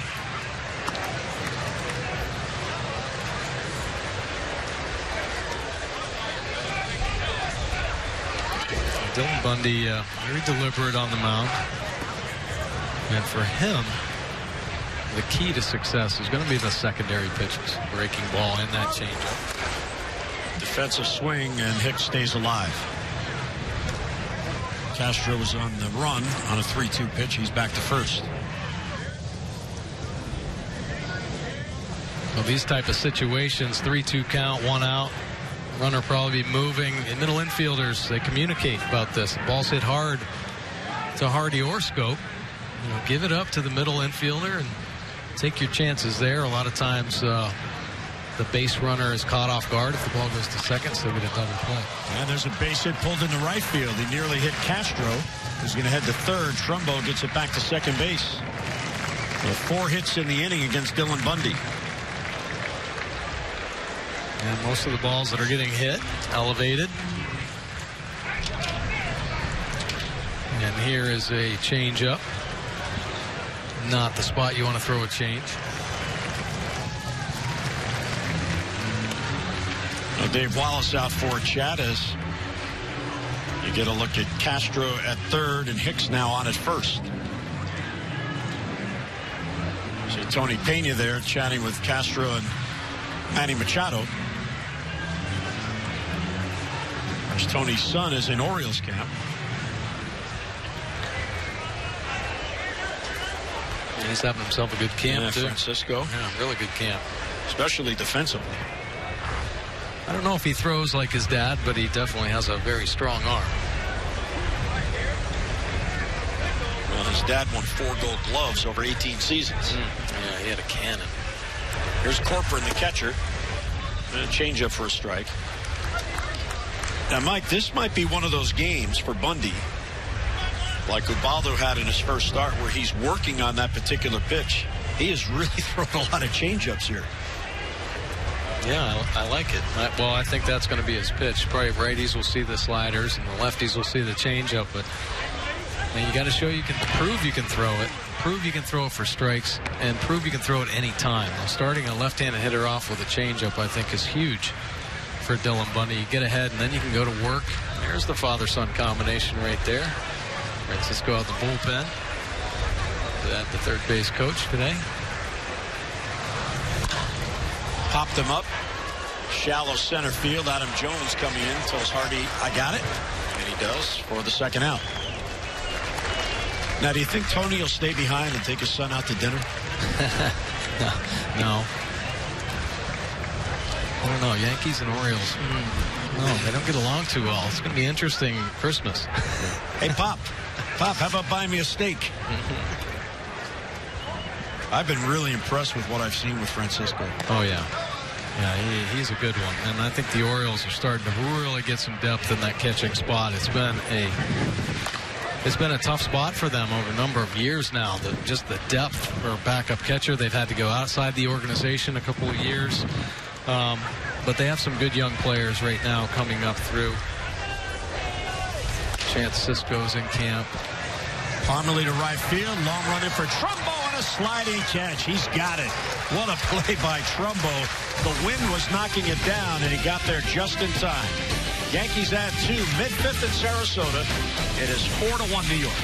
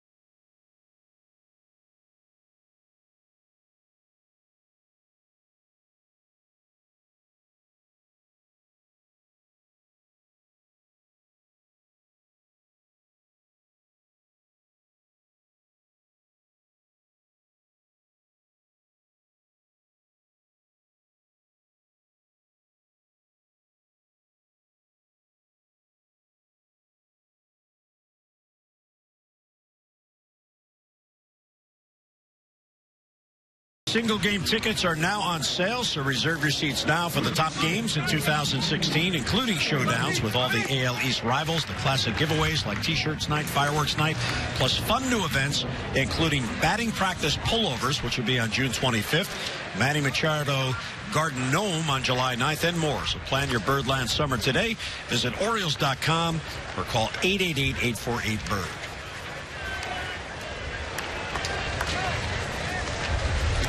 Manny Machado gets a gnome just as Buck did. That's awesome. Is this going to be the year of the gnome, do you think? Maybe so. The Buck gnome was very popular. Oh, yeah.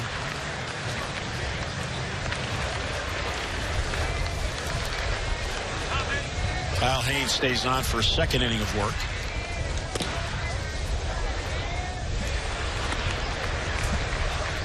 And here is Mr. Manny.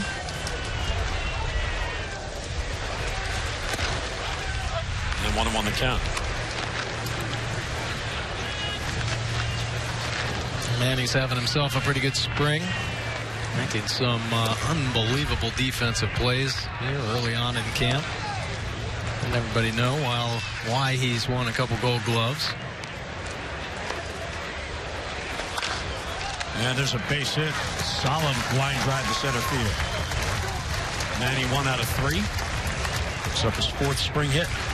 And this is really why Manny is so special. The high fastball, the ability to stay on top and hit a line drive back through the box. Not a lot of hitters can do that. Their eyes get big when they see a high fastball. They think they can hit it out of the ballpark, so there's a little shoulder dip and the bat head drops. Manny, for such a young player, incredibly disciplined at keeping that bat head on top of the baseball. Adam Jones fouls it back on the first pitch. Adam homered in the first. Opposite field to right field.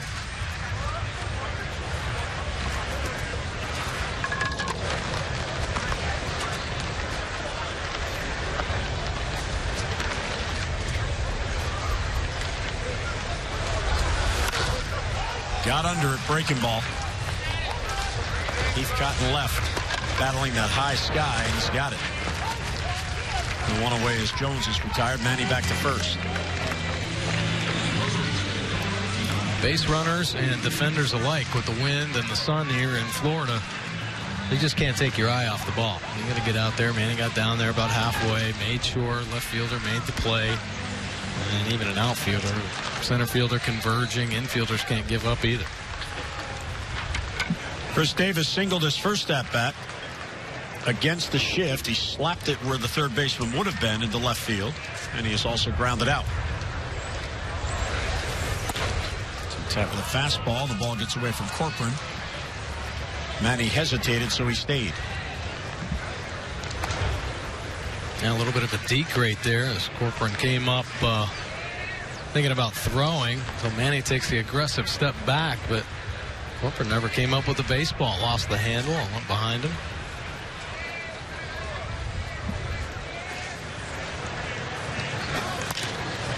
Weak ground ball wide of first.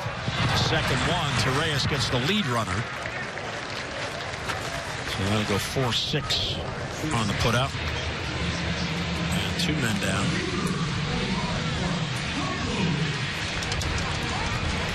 Take a look at Chris Davis's swing. Gets an elevated pitch. I mean, that is a fence-high fastball.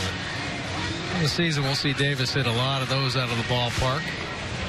Making sure the out at second base there, the defense of the Yankees. Anytime you can keep a runner out of scoring position, that is really the goal of the defender, a base hit, or a situation like that. Don't want to just take the out at first and keep the runner stranded at second and keep the runner out there at second, because 2 out hits would really break the back of opponents. Strike one to Mark Trumbo, who is 0 for 2.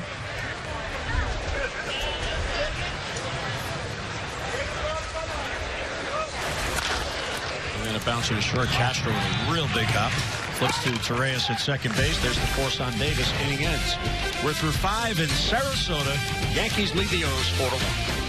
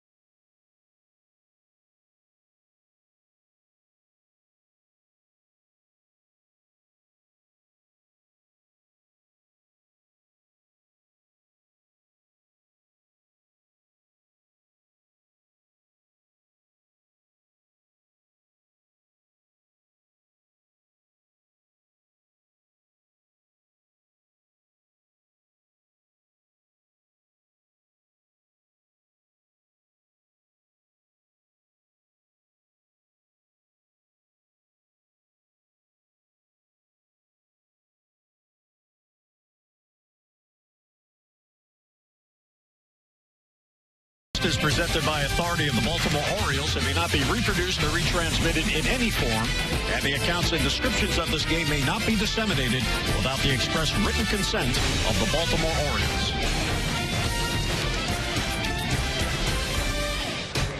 A 4-1 game, and Mike, here's Brad Brock on, fourth pitcher used by the O's today. Yeah, Brad Brock has become a mainstay in this Orioles bullpen. Very strong season last year, picking up the 5 wins, a 2.72 earned run average with the 89 punchouts and 79 1/3 innings of work.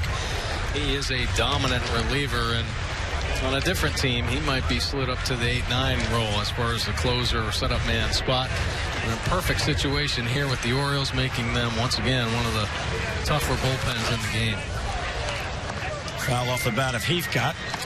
Joey Rickards now in the game in center field. Adam Jones' day is done. Dario Alvarez is now in right field. Paul Janisch is at third base. And Ryan Flaherty is at first base. If Pedro Alvarez was in right field, we'd have a story. Yeah. He's starting anything here, Jim. Well, he did say he was versatile. Oh, I'm sure he could play anywhere off the field. Ground ball pulled to second base, scope to his left, and one away in the New York 6th. Pedro, he went to Horace Mann High School in the suburban counties of New York State. And that is the school that in the movie School of Rock, they played off the name, and the name of the school in that movie was Horace Green. But it was the high school it's a very good high school, very exclusive, where Pedro went to high school. But that's the school that in the School of Rock, they played off the name. That's awesome. Awesome. I love that little trivia factoid there. Thank you. Let me know that. I'm a big fan of School of Rock. So is Rockabucco. There's a bouncer to Janisch at third. And 2 quick outs. Now this is intriguing where Janisch, who is a shortstop by trade and one of the better fielders, but getting a look at other positions to increase his versatility. Oh, yeah, absolutely. I mean, Janisch can play anywhere as well. He's a baseball player. He knows what to do, how to position his feet. You know, there might be different looks on the field, but he knows how to catch the ball, and he knows where to throw the ball. You could put him anywhere, and he would do a great job. Eddie Rodriguez is going to pinch hit for Higashioka. And there's a strike.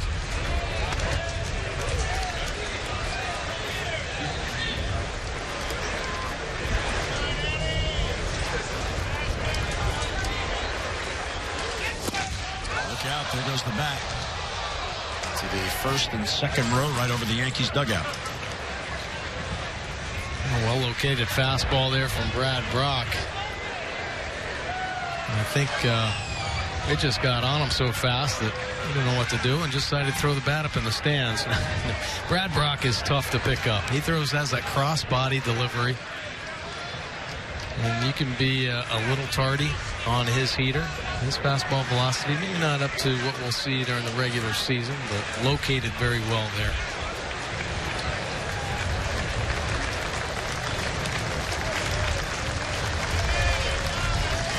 And he got him. Wow, what an inning for Brad Brock. 3 quick outs. Yankees go 3 up, 3 down. First time in order New York has been retired. Mid-6, 4-1 Yankees.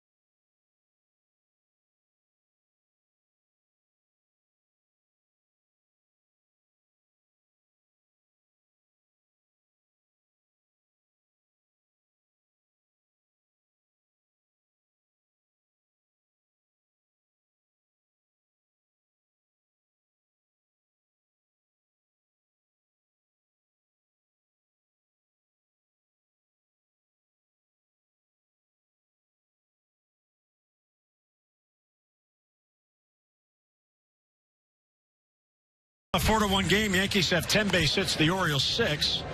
Yankees on defense now in the bottom of the 6th, and a new pitcher comes on for New York.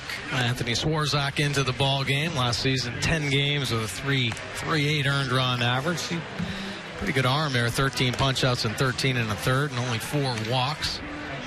A great opportunity for him to impress the Yankees brass. Another tough thing about spring training, especially early on.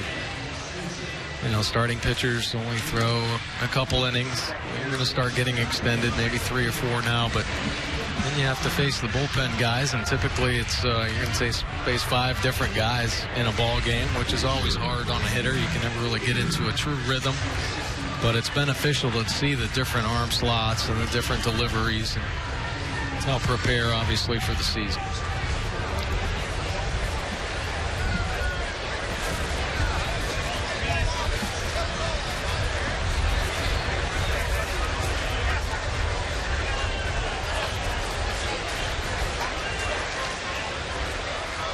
Here's Matt Wieters to lead off for the O's in the 6th. Kim and Hardy will follow. Matt again showing bunt. Defensive changes for the Yankees. Tyler Austin is now in left.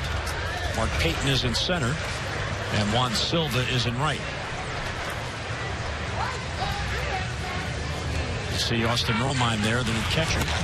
Fastball for a strike. 1-1. There's Austin.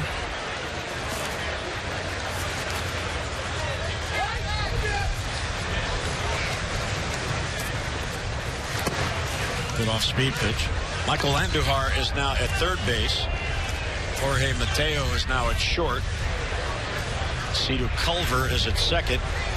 And Chris Gittens is at first.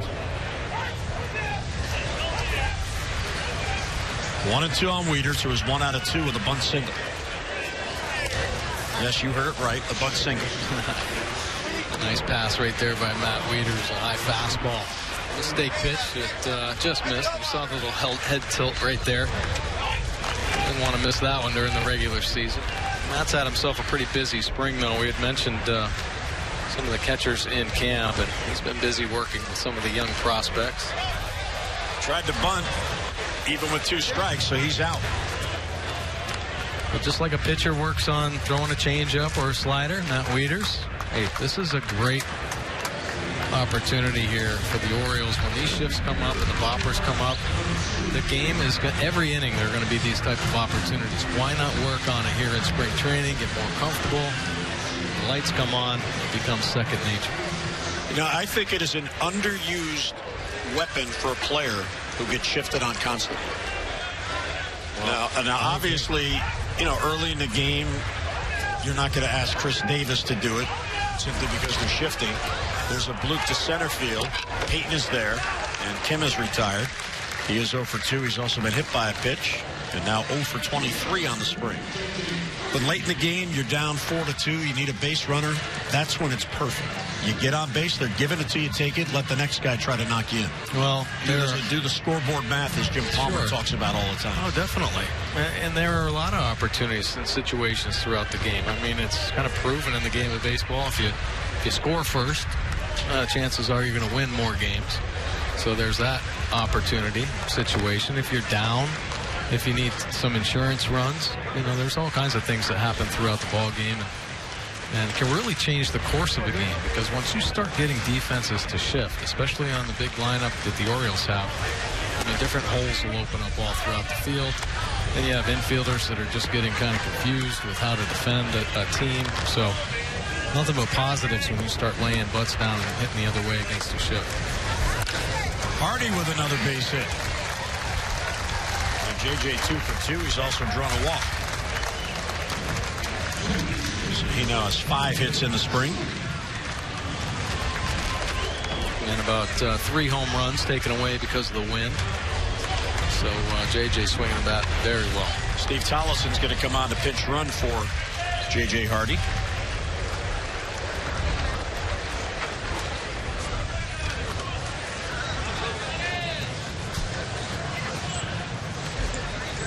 Jonathan Scope is 0 for 2.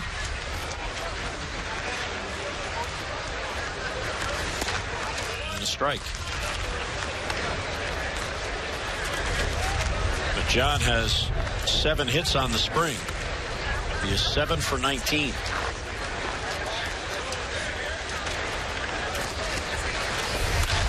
Hard hit ball. That is a fair ball down the line.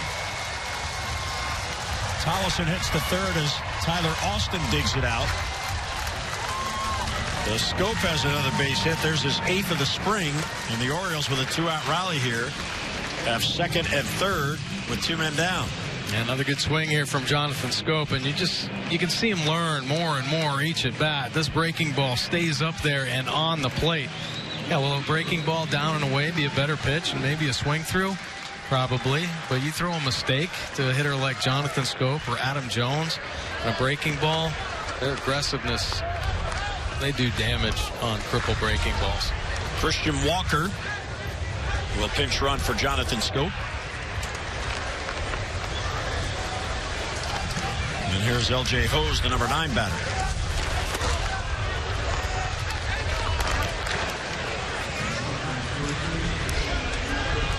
Maybe if LJ goes back and looks at this, the hit tapes of this ball game, take a look at that swing right there, and might be a little flash of possibly what's going on with a swing on occasion. That front shoulder pulled out just a hair on the slider. He stays in, split second longer, and drive that ball in a gap. LJ, great gap-to-gap hitter. So Jonathan Scope with that 2-out double, he now has 8 base hits. Most on the team in the spring games. Popped up. Catcher Romine drops the mask. And he has it for the out. So the 2 runners left stranded here in the 6th. We'll enter the 7th. Orioles and Yankees in Sarasota. New York leads it 4-1.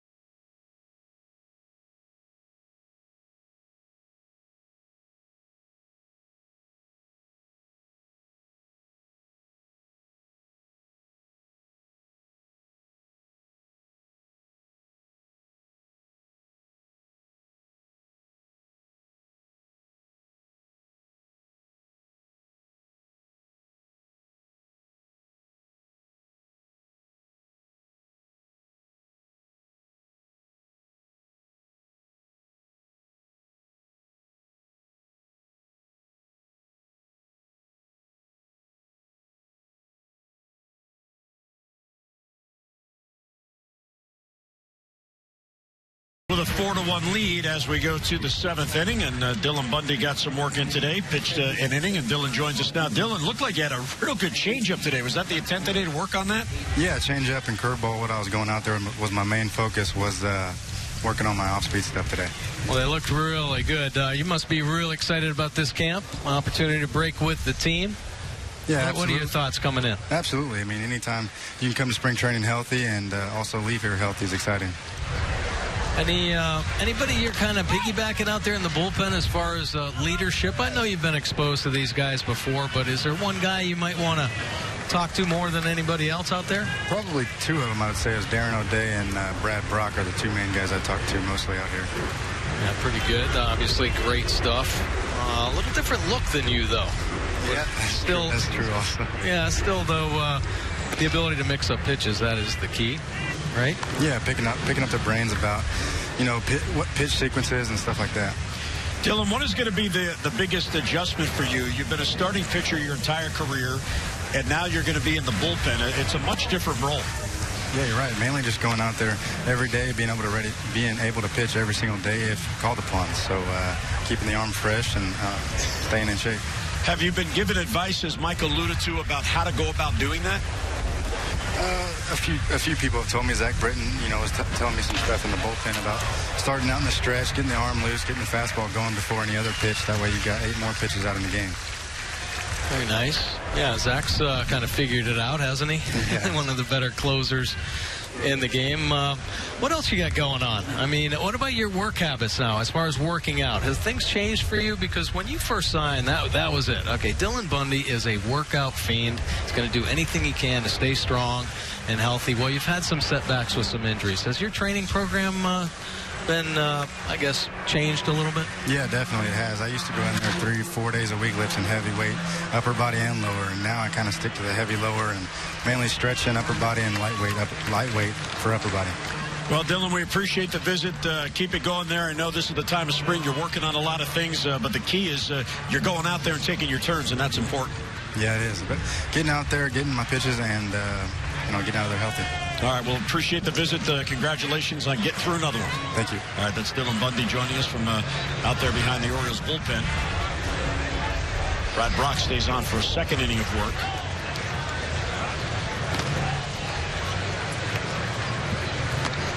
There's Alfredo Marte. He's now in left field. Joey Rickard is in center field. And Pedro Alvarez is in right. And the infielders have moved around a little bit.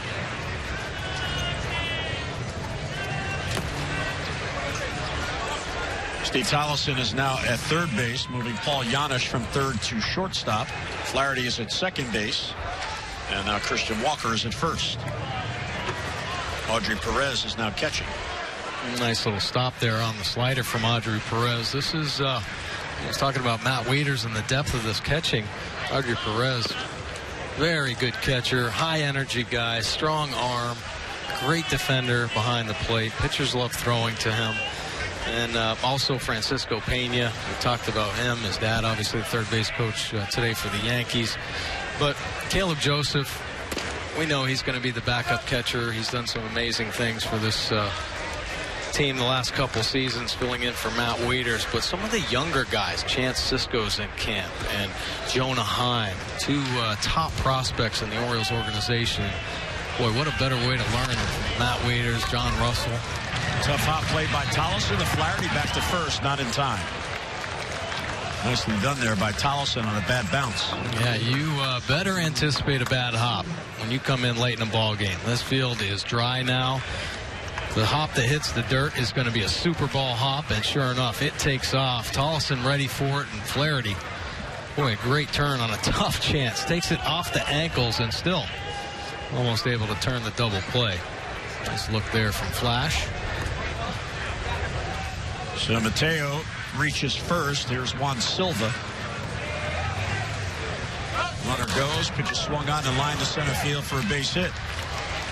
Silva thought about going to third, but Rickard onto it quickly. So 2 hits in the inning off Brad Brock. Getting a second inning of work in. You know, and I don't like to make excuses or anything, but I'll say this. Pitching at the major league level, the scouting reports are all in front of you. Brad Brock probably hasn't faced any of these guys he's facing right now, so he doesn't know what they can hit, what they can't. Like you said, he's working on his pitches. Here's a situation, runners at first and second, and find a way to get out of this little jam. So mixing pitches up. I like the way he's throwing. That last pitch, the hit and run, it was a tough pitch, located down low. I just did a good job of putting it in play. Saw some nice sliders biting down into the dirt. For Romine, this is his first at-bat. He took over behind the plate for Corporal. Yankees now 13 base hits. And 12 of those hits have been singles.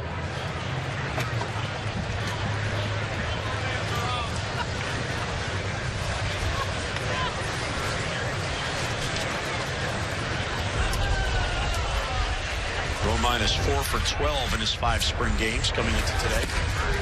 Outstanding changeup. Such a good pitch, and so hard to pick up with that cross-body delivery. Steps towards the Yankees dugout, and then still enough strength in the arm to throw 95. Swings through it and knocked down by Perez.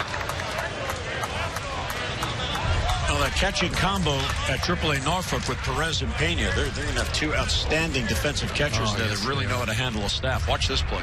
Oh, he goes down, boom, and bounces right up. Picks up the ball. I mean, that cat-like reflexes. Beautiful play. I know John Russell talks highly of the catchers in camp right now. Enjoys working with them. 2-2 pitches, foul back.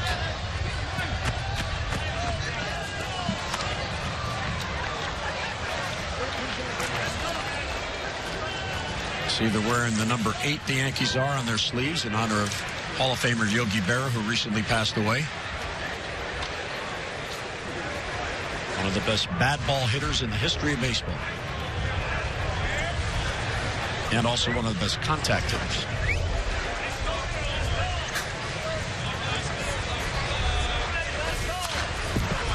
Really good cut there. Fouls are right back in the screen.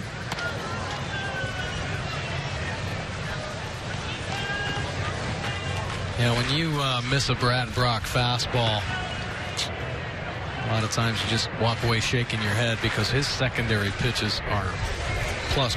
Devastating slider and the turbo change that we haven't seen too much of here. You won't see it against the right-handed hitter necessarily. Actually, that one was and stayed up.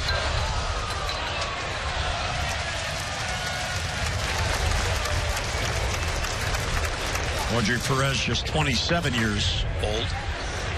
He's in camp as a non-roster player, and yes, it is windy. As it usually is in Florida.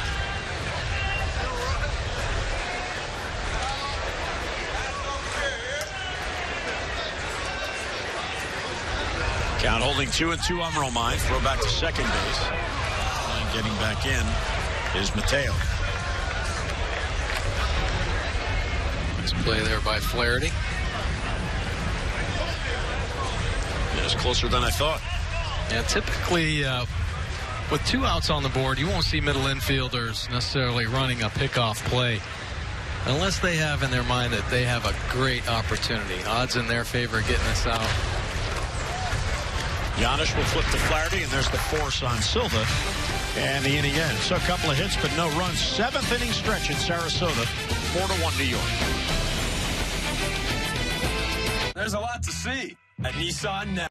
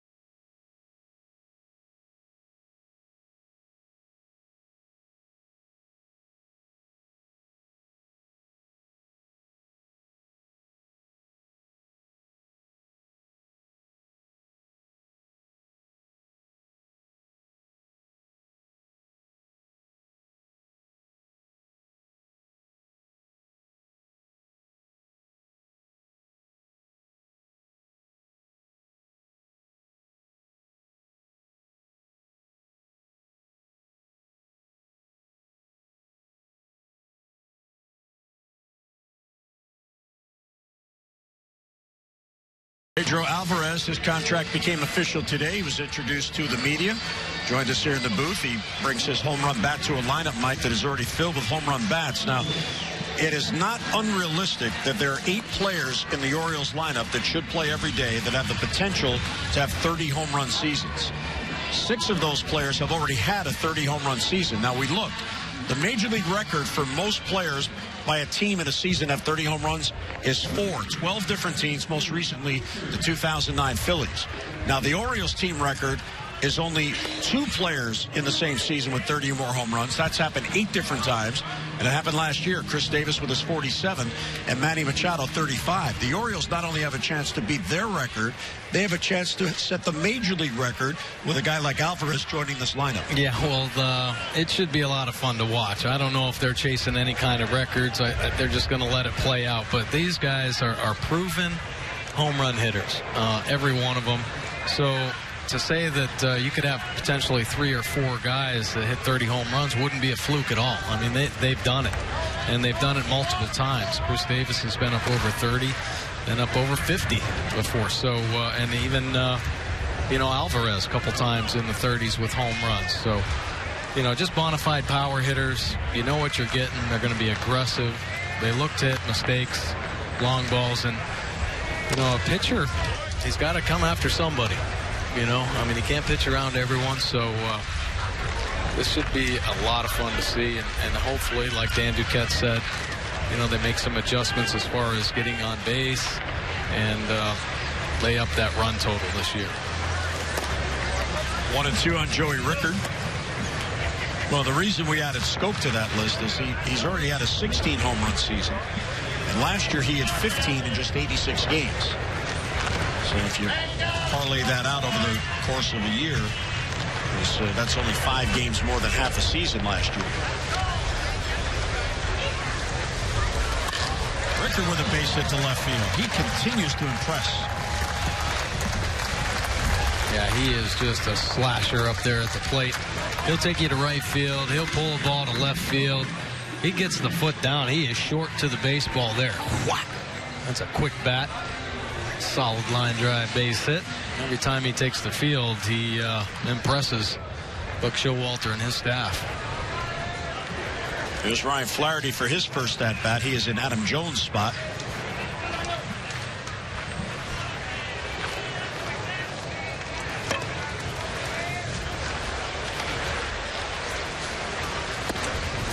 And there's the strike. Ryan has base hits in 5 of the 7 games he has played in. And he has a couple of multi-hit games already. He's cooled off. He's only batting .538 now. He is 7 for 13. And I think even more impressively, what jumps out at you, Mike, he's already drawn 5 walks. Yeah. Oh, yeah. I mean, that is the most important thing, and that's why he's getting the hits. He's very quiet in the box right now. He's not over anxious. I think we've seen him in the past just trying to prove himself too much and do way more than he has to do. If he's quiet in there, he has natural strength, long levers. If he can stay short to the baseball and control that big body a little bit, he's going to be a great hitter at the Major League level. And we're seeing the potential here this spring. He's been consistent. He's getting the pitches that he likes to hit and taking the walks when he has to. Pazos ahead of Flaherty, 1 and 2. Line the other way and foul. Flaherty able to get a piece of that ball. Rickard back to first.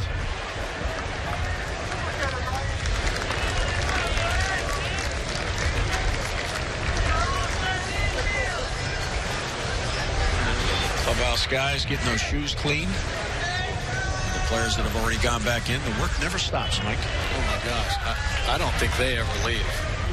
Their spring training for the clubhouse guy in spring training, all the players that are in camp. Line foul the other way. All right, you got here at 6 o'clock this morning. How many guys were here? Well, Chris Booth, the clubhouse guy, let me in. I'll tell you that. So he was here earlier. Yeah, and I know the other guys were here as well. They're nonstop. They do it the right way. I mean, this organization really has done a complete 360. I mean, they're so detailed in every aspect of the organization right now. Obviously, Buck Showalter deserves the credit for that. But he keeps everybody on their toes. You know, when you have a winning organization, you have to do things the right way. And everybody has to follow suit. And I think Buck Showalter established that early and got rid of the things that he didn't think that were going to attribute to a positive atmosphere. And this is what it looks like. And now all you need is a championship trophy. You know, get back to the postseason because you have a great nucleus of players. Everybody's on the same page. And, you know, for teams to sustain winning, that's a tribute to the whole organization.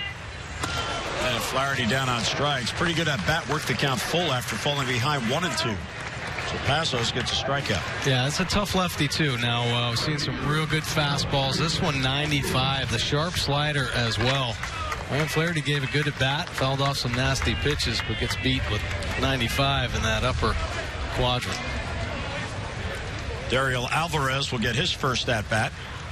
He is in the Chris Davis spot in the lineup.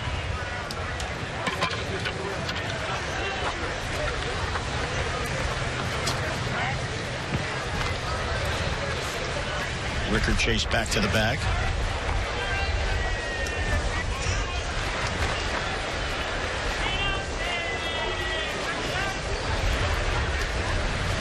Ariel 2 out of 15.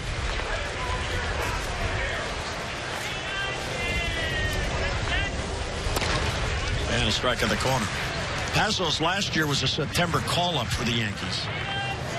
24 years old. He's out of the University of San Diego, the same school that produced Brian Mattis.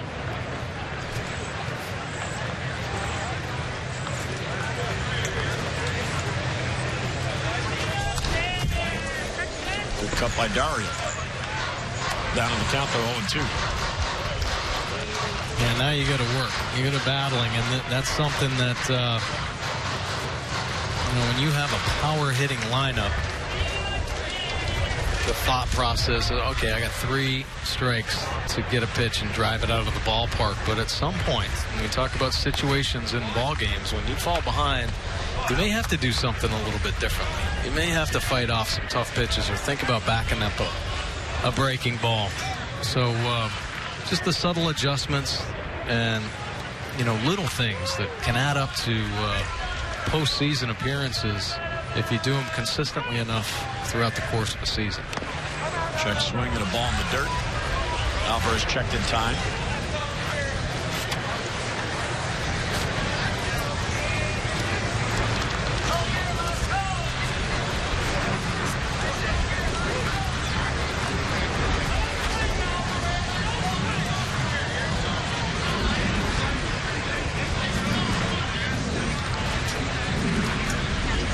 Two with 1 down. And a foul tip held by the catcher, so Alvarez down on strikes. Well, Mike, you're talking about contending, and what it comes down to every year, it's how is the rotation going to fare and help the team do that? Now, you look at last year, the Orioles rotation was 51-62, and that ERA 4.53, that was 14th in the American League. Only the Tigers had a higher ERA. But go back the year before, the year the Orioles won 96 games and won the division, 68 wins from the starters and the 5th best ERA. Ubaldo Jimenez led the staff last year. He had 12 wins. And the Orioles used 8 different starters a year ago, but that's the X factor. Yeah, if the starters revert to the form of 2014 with this lineup, they're going to win a ton of games. Oh, absolutely. And I don't really feel that there's any reason not to think that they would. You know, they've learned enough now. They're at a great point in their career where they've had experience in a number of innings. They've faced the American League East here, you know, 4 or 5 years now for some of them. So, you know, they're used to it. They've had their reps, and they know what it takes and the ability to make those adjustments. So, you know, if you fall somewhere in between those two, I think Buck Showalter would take that for sure. Well, Giannis batting for the first time. Fastball's too tight. When Dan Duquette was visiting with us, and you asked him about, well, what are you going to do next? I thought he was going to laugh and say, well, what else do you want me to do? But he indicated he's still looking around. Well, I think he never stops looking. I think he's always looking for ways to add depth, and if there are opportunities to make the team better. Ground ball is short. It gets by Mateo. Rickard thought about going to third and puts on the brakes. So that'll be an error on the shortstop, Jorge Mateo, allowing the inning to continue. Mateo might have been burnt by a late inning dry field. See his glove come up a little bit right at the end. A little flinch. And just enough to get under the wickets. Rickard thinking there was going to be a force there and almost advancing on the third base. Wisely holding up, though. Joe Girardi looking on from the Yankees bench. Now that gets the tying run to the plate here in the 7th inning. Alfredo Marte for his first at-bat. Alfredo Marte's opening up some eyes with his offensive numbers. You see them there in AAA last year, but he knows how to hit. This guy is a professional hitter. He's put in some good at-bats here this spring already. Alfredo last year, AAA Salt Lake.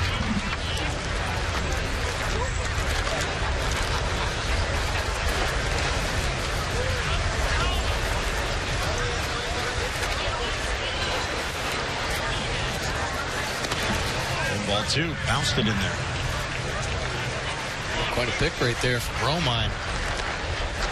Manny Machado, backhand pick. Coming in hot, too. No idea where this one's going to go. And it's a nice play. Doesn't even flinch.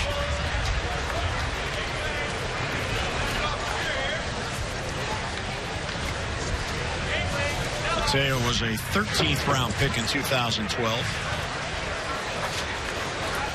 Early on last year, 6 games in AA, and then he got promoted to AAA, and then was a September call-up for the Yankees. 2-0 on Marte. Looks over fastball, 2-1.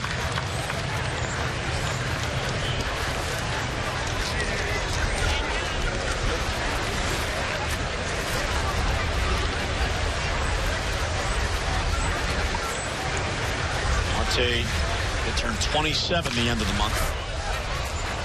His birthday is the last day here in Sarasota, or the last game. The Orioles will actually stay that night and fly to Philadelphia on the morning of April 1st. Get off the plane and go play the Phillies, and then get back to Baltimore. Won't you come with us?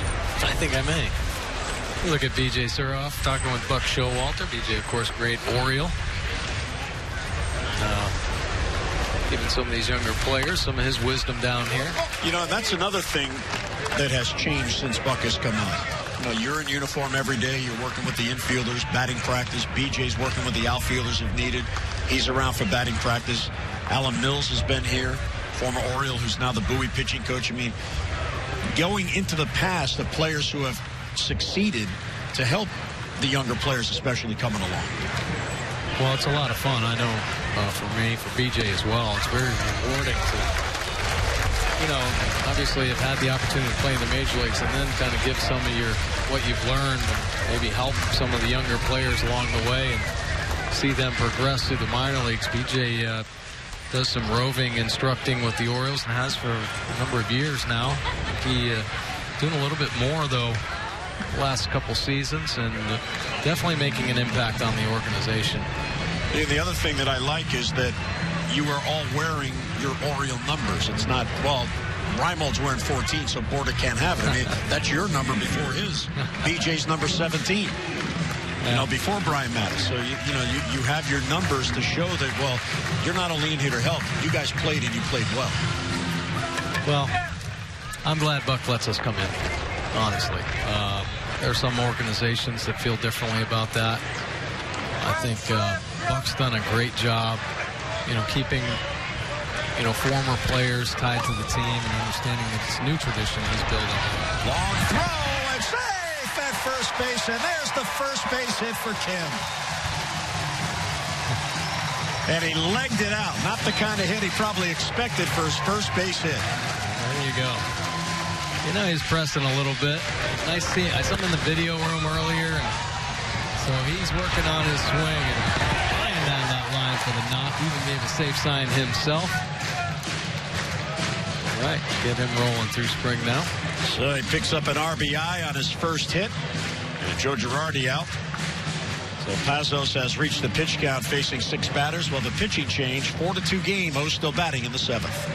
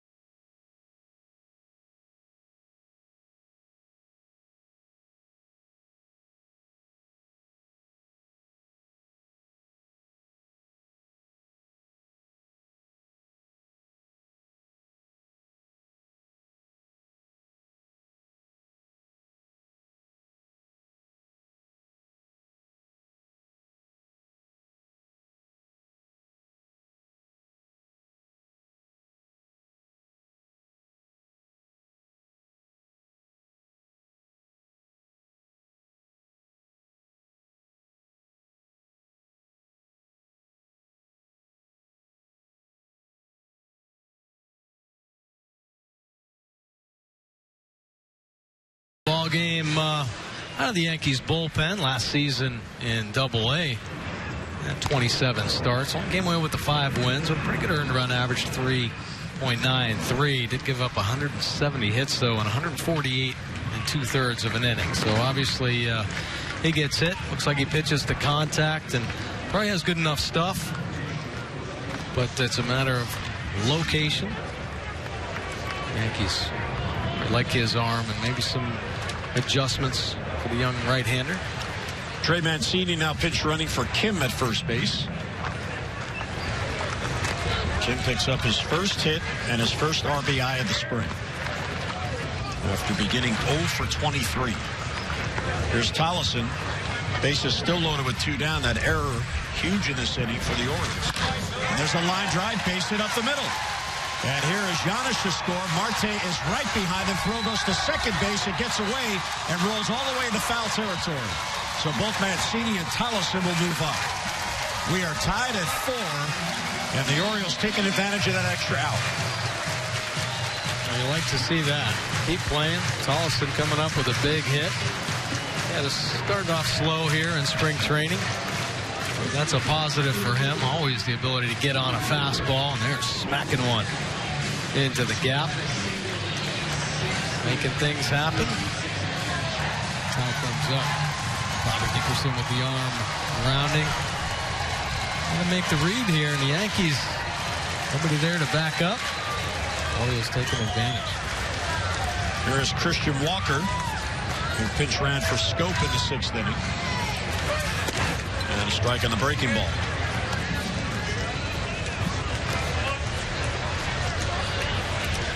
So they are giving the error to the infielder for not catching that throw from the center fielder, Peyton. Culver gets the error.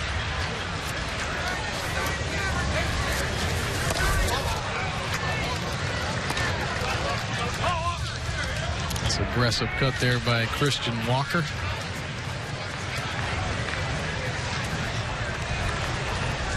Some monster numbers coming up through the minor leagues. Orioles talked about the catching. They have a couple great prospects at first base as well. Christian Walker, Trey Mancini.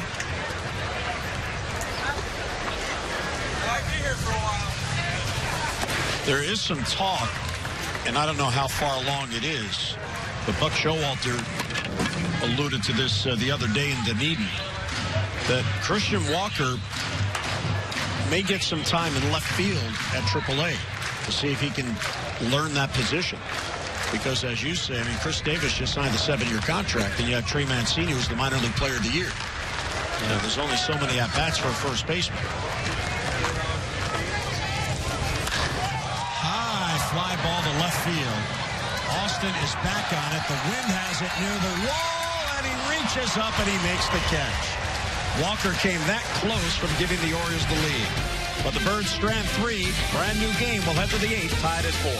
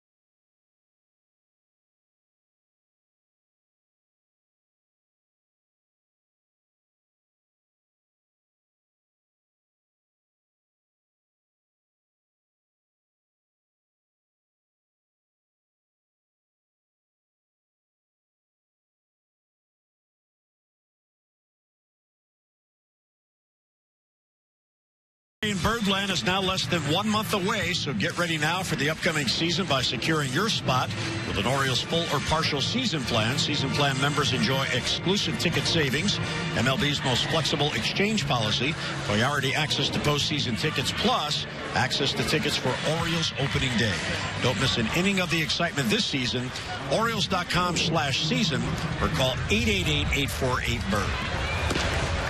And we get a look at left-hander Tanner Scott, who came over from the minor league camp today. Now, Tanner Scott possesses the 100-mile-an-hour fastball. Oh, boy. This is going to be fun to watch. Yeah, big arm, but a smooth, easy delivery. You see the numbers here.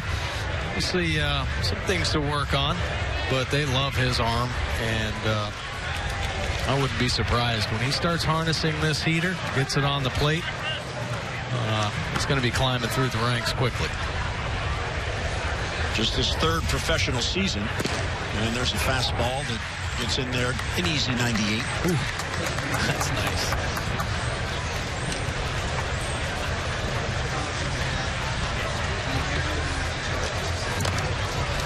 And that one gets away from Perez. Well, they have now changed the error on the throw. It does go to the center fielder. They're not penalizing the infielder for catching or not catching the errant throw. Tanner Scott was drafted 6th round in 2014. This is low. He's from Ohio, but he went to junior college in Texas, Howard College. That's in Big Spring, Texas. And the Orioles brought him along slowly. Pitch is fouled back. Good.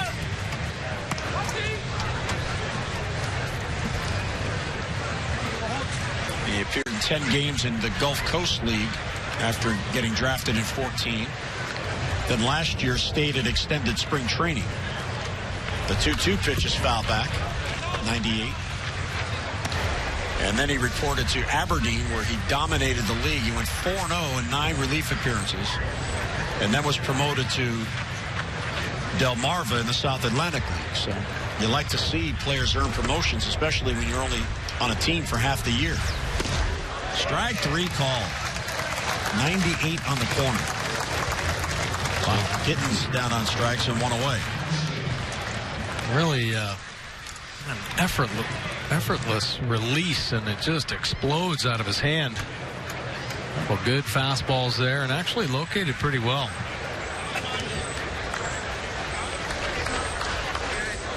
So here is Tyler Austin, his first at bat.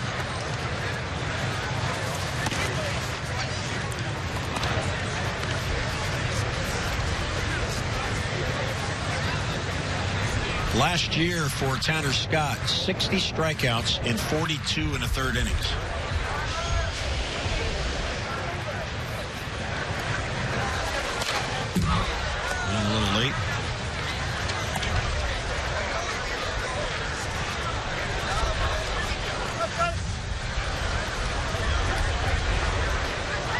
So 12.75 strikeouts for 9 innings. I think Dave Wallace likes what he sees. Oh, absolutely. Just off the plate, another 100-mile-an-hour pitch. That's cheese at the knees right there.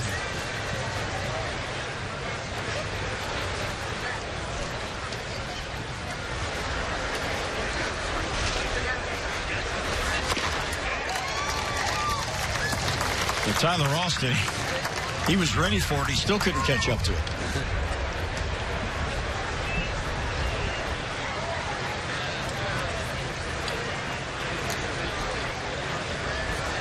Well, it's going to be fun to watch his progression because as he starts developing his secondary pitches or pitch, as you climb through levels, it really doesn't matter how hard you throw. The hitters are going to get better, and they can time a 98-mile-an-hour fastball. But when you put a little bend in there or change speeds and get it in a hitter's head, that's when that fastball becomes dominant. Now, right now, because he is trying to be consistent with his command, are they encouraging him to stay more with the fastball? More repetitions? Well, there's an off-speed pitch for him. I'm sure they're working on the off-speed stuff, really. Because he's not going to make it through with just the one pitch. I mean, looking right here, it just doesn't seem like there's enough movement. He doesn't have the Zach Britton fastball where it dives right when it gets to the plate. But he has the live fastball that he could move around, kind of spray paint it around the strike zone and mix in a breaking ball that you can throw for the strike, and you've got some good stuff. Falls behind Culver 2-0. Healthy cut and miss.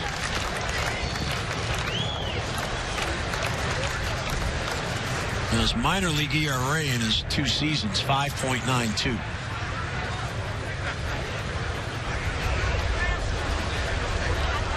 Well, you find the big arms, and then you teach them how to spot the fastball and develop the secondary pitches. Yeah, he has what you can't teach, the velocity. Oh, yeah.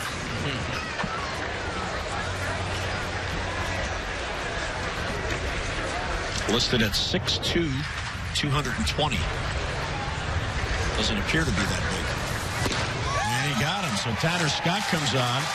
3 up, 3 down on 3 strikeouts. Very impressive from the 21-year-old minor leaguer. Bottom of the 8th coming up. O's come to bat. We're tied at 4.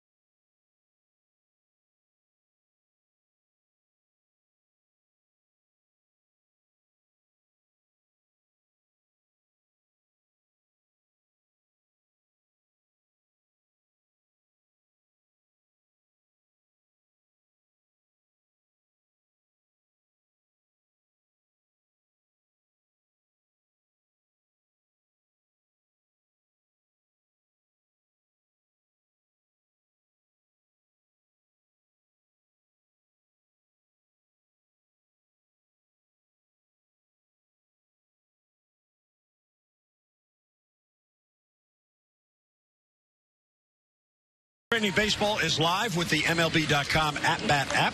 You can stay connected all spring with radio broadcasts, video highlights, stats, news, and more.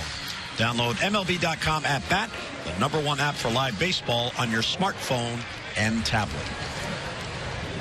Breezy day in Fort Lauderdale, mid-80s, plenty of sunshine, and a 4-4 game.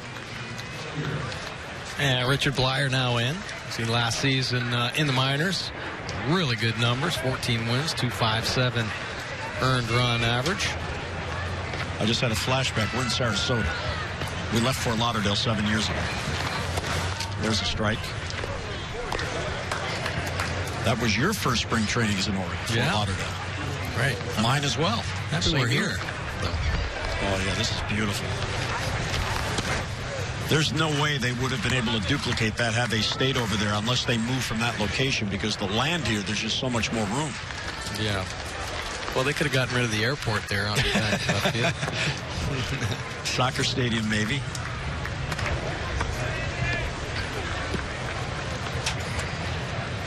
And they just thought of everything here in Sarasota. Perez fouls it off, 2-2 the count. New pitcher is Richard Blyer.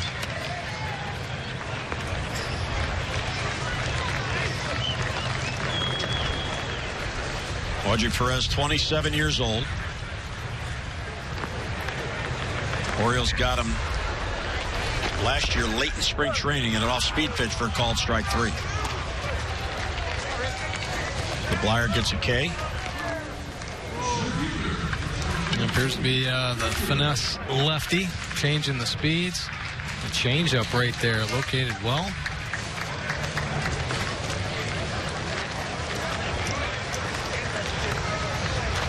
Joey Rickard for his second at-bat. He singled and scored. And he'll take a strike.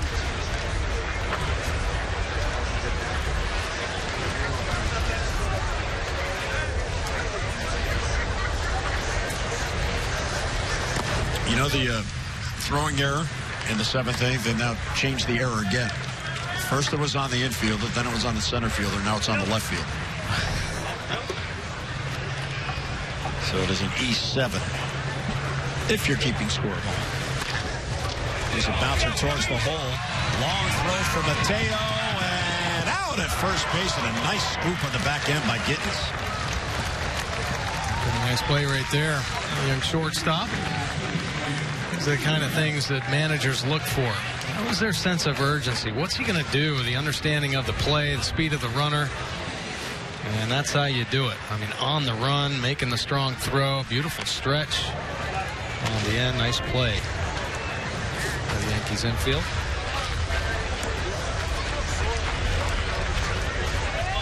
Here's Ryan Flaherty, his second at-bat. He struck out in the 7th on a 3-2 pitch.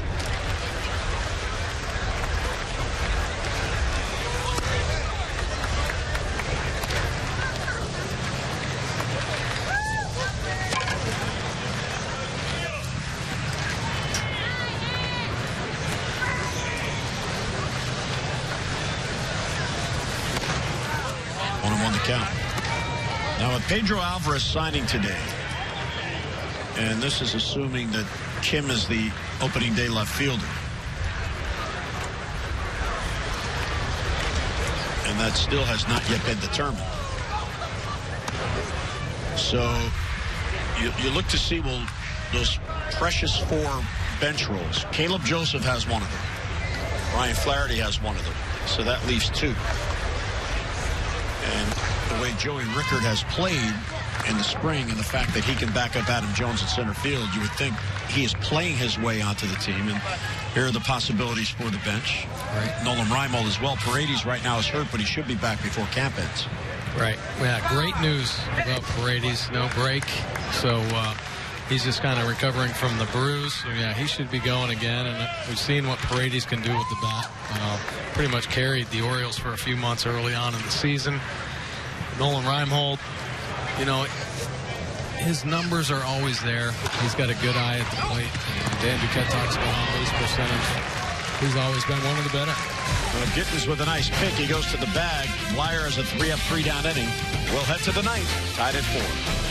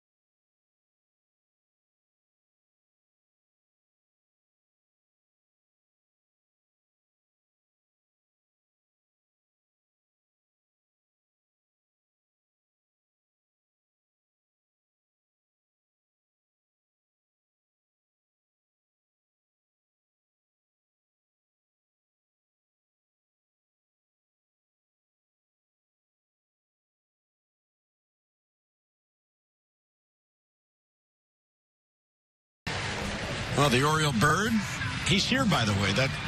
That's just the bobblehead Oriole bird down there in the picnic area. The Oriole bird stopped by to say hi earlier. You weren't here yet. He said to give you his best. Here's Oliver Drake. Yeah, Oliver Drake, of course, appeared in the big leagues last season after just tearing up AAA. Tidewater, Norfolk Tidewater Tides. He was a dominant closer, 2.87 with the Orioles, though. So he was impressive, and he's impressive here once again in spring training. The split finger, that is his bread and butter pitch. He'll get ahead with a fastball at times, but he'll throw that split finger anytime. Has the ability to throw it for a strike and then spike one in the dirt for the strikeout pitch.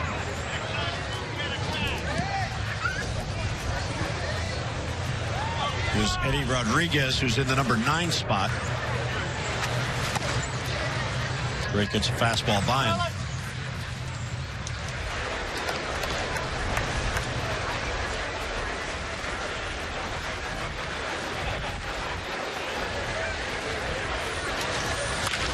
Sharply hit the foul. Oliver Drake giving the Orioles more bullpen depth.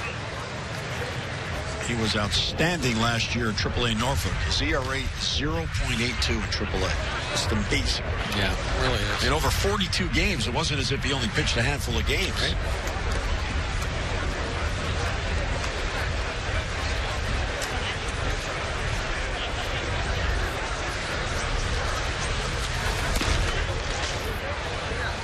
So Drake will try to keep this as is so the Orioles can come up in the 9th and look for a walk-off. Pedro Alvarez, then Paul Yanish and Alfredo Marte are due up in the 9th inning.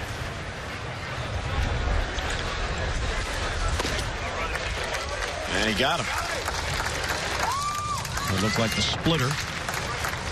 So 4 consecutive strikeouts, 3 by Tanner Scott, and now Oliver Drake. Yeah, definitely the split finger. Typically, you'd see him bury that one in the dirt, though. Gets enough movement and change of speeds to get it by for the first out. Here's Mark Payton, who's in the leadoff spot. And a strike.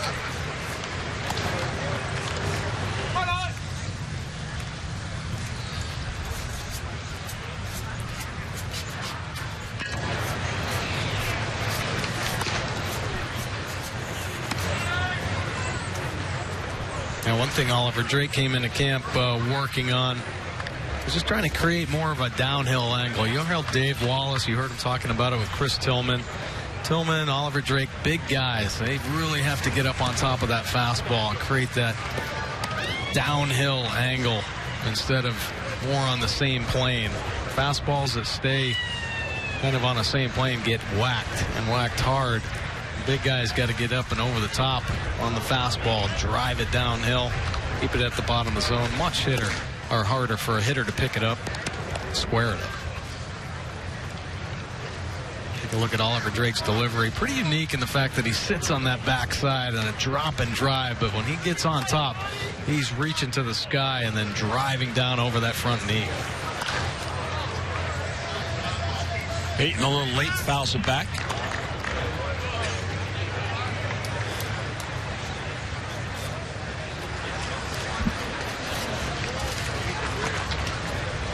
Oliver Drake, now 29 years old. He's out of Massachusetts. Went to the Naval Academy and then decided to leave the academy when he had a chance to sign with the Orioles.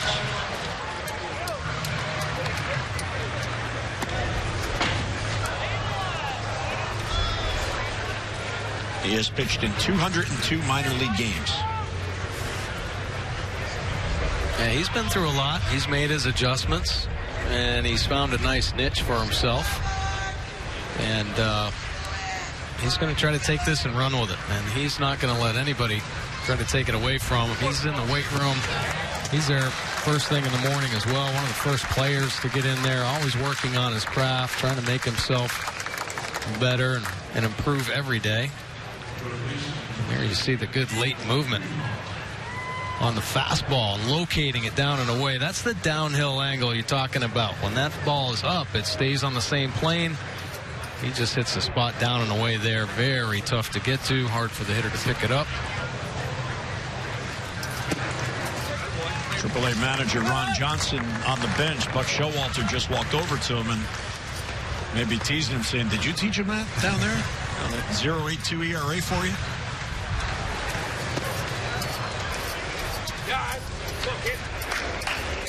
Ron Johnson is on the bench, and his pitching coach, Mike Griffin, has been in the bullpen here. Quite a combination that Buck Showalter has there in Norfolk. Ron Johnson, Cal Ripken Award winner last year, winningest manager in Norfolk Tides history. And he put together a very good year. A lot of players had the opportunity to showcase their skills at a higher level because of the success they had in AAA Norfolk. And you better believe that there's something to do with the manager. You know, keeping the guys on the right page. AAA is the hardest level to play in. Many times, a lot of disgruntled employees thinking they should be there. But they've got these guys on the right page, and I think the way the Orioles work their system, it just shows, hey, you're never out of it. You always have a chance to potentially make it to the big leagues. Ron Johnson keeps them prepared. Hit towards the middle softly. Giannis, tough hop, plays it across. And a 3-up, 3-down inning for Oliver Drake. So 7 in a row retired by the O's. We'll head to the bottom of the ninth. O's looking for a run to walk it off.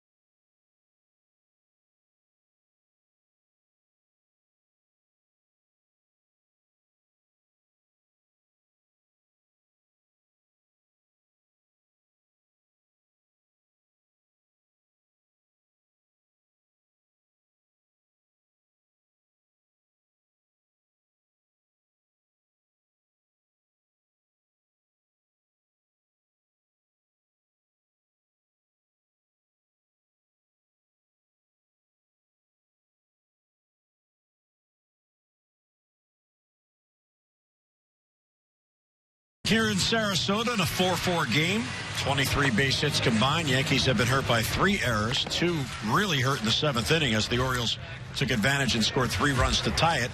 And here we go to the 9th inning. And right-hander Brady Lale comes on for the Yankees. Brady Lale had a pretty good year last year. You see last season working all the way through the minor leagues, but it was his Double-A numbers that really impressed overall. Very nice look here. 2.91 earned run average, 148 in the third, 85 punch-outs to 43 walks. So not considered a power pitcher by any means, but knows how to pitch by the looks of the numbers. Just 20 years old, 18th round pick in 2012.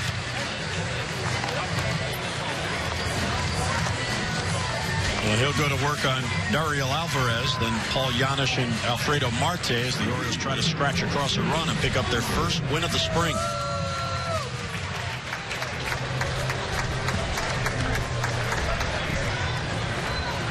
Seventh pitcher used by the Yankees, and here's Alvarez, who struck out his first at bat in the 7th inning. By the second baseman, Culver. Timed it perfectly. Yeah, he did. Sometimes really hard to see in spring training with the brightness of the stands, but you see the athleticism of the second baseman. Gets a pretty good jump. And times the jump, as you said, perfectly to come down with the first out.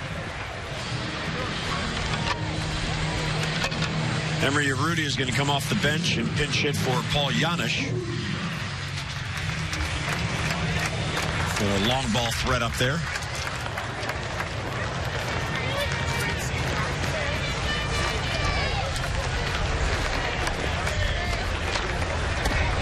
Breaking ball for a strike. Urruti is 3 for 14 on the spring, does not have an RBI.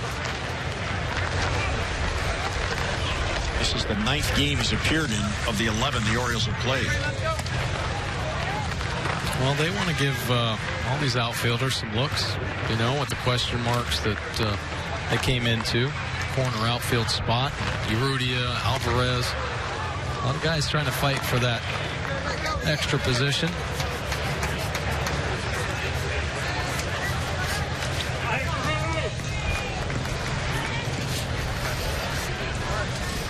John Russell with Buck. And fastball called strike 3. So here's a 20-year-old in spring training. 2 quick outs. Yeah. He has an idea. Gets ahead. Then the catcher wants the fastball just off the plate. Hits the glove. Gets the call.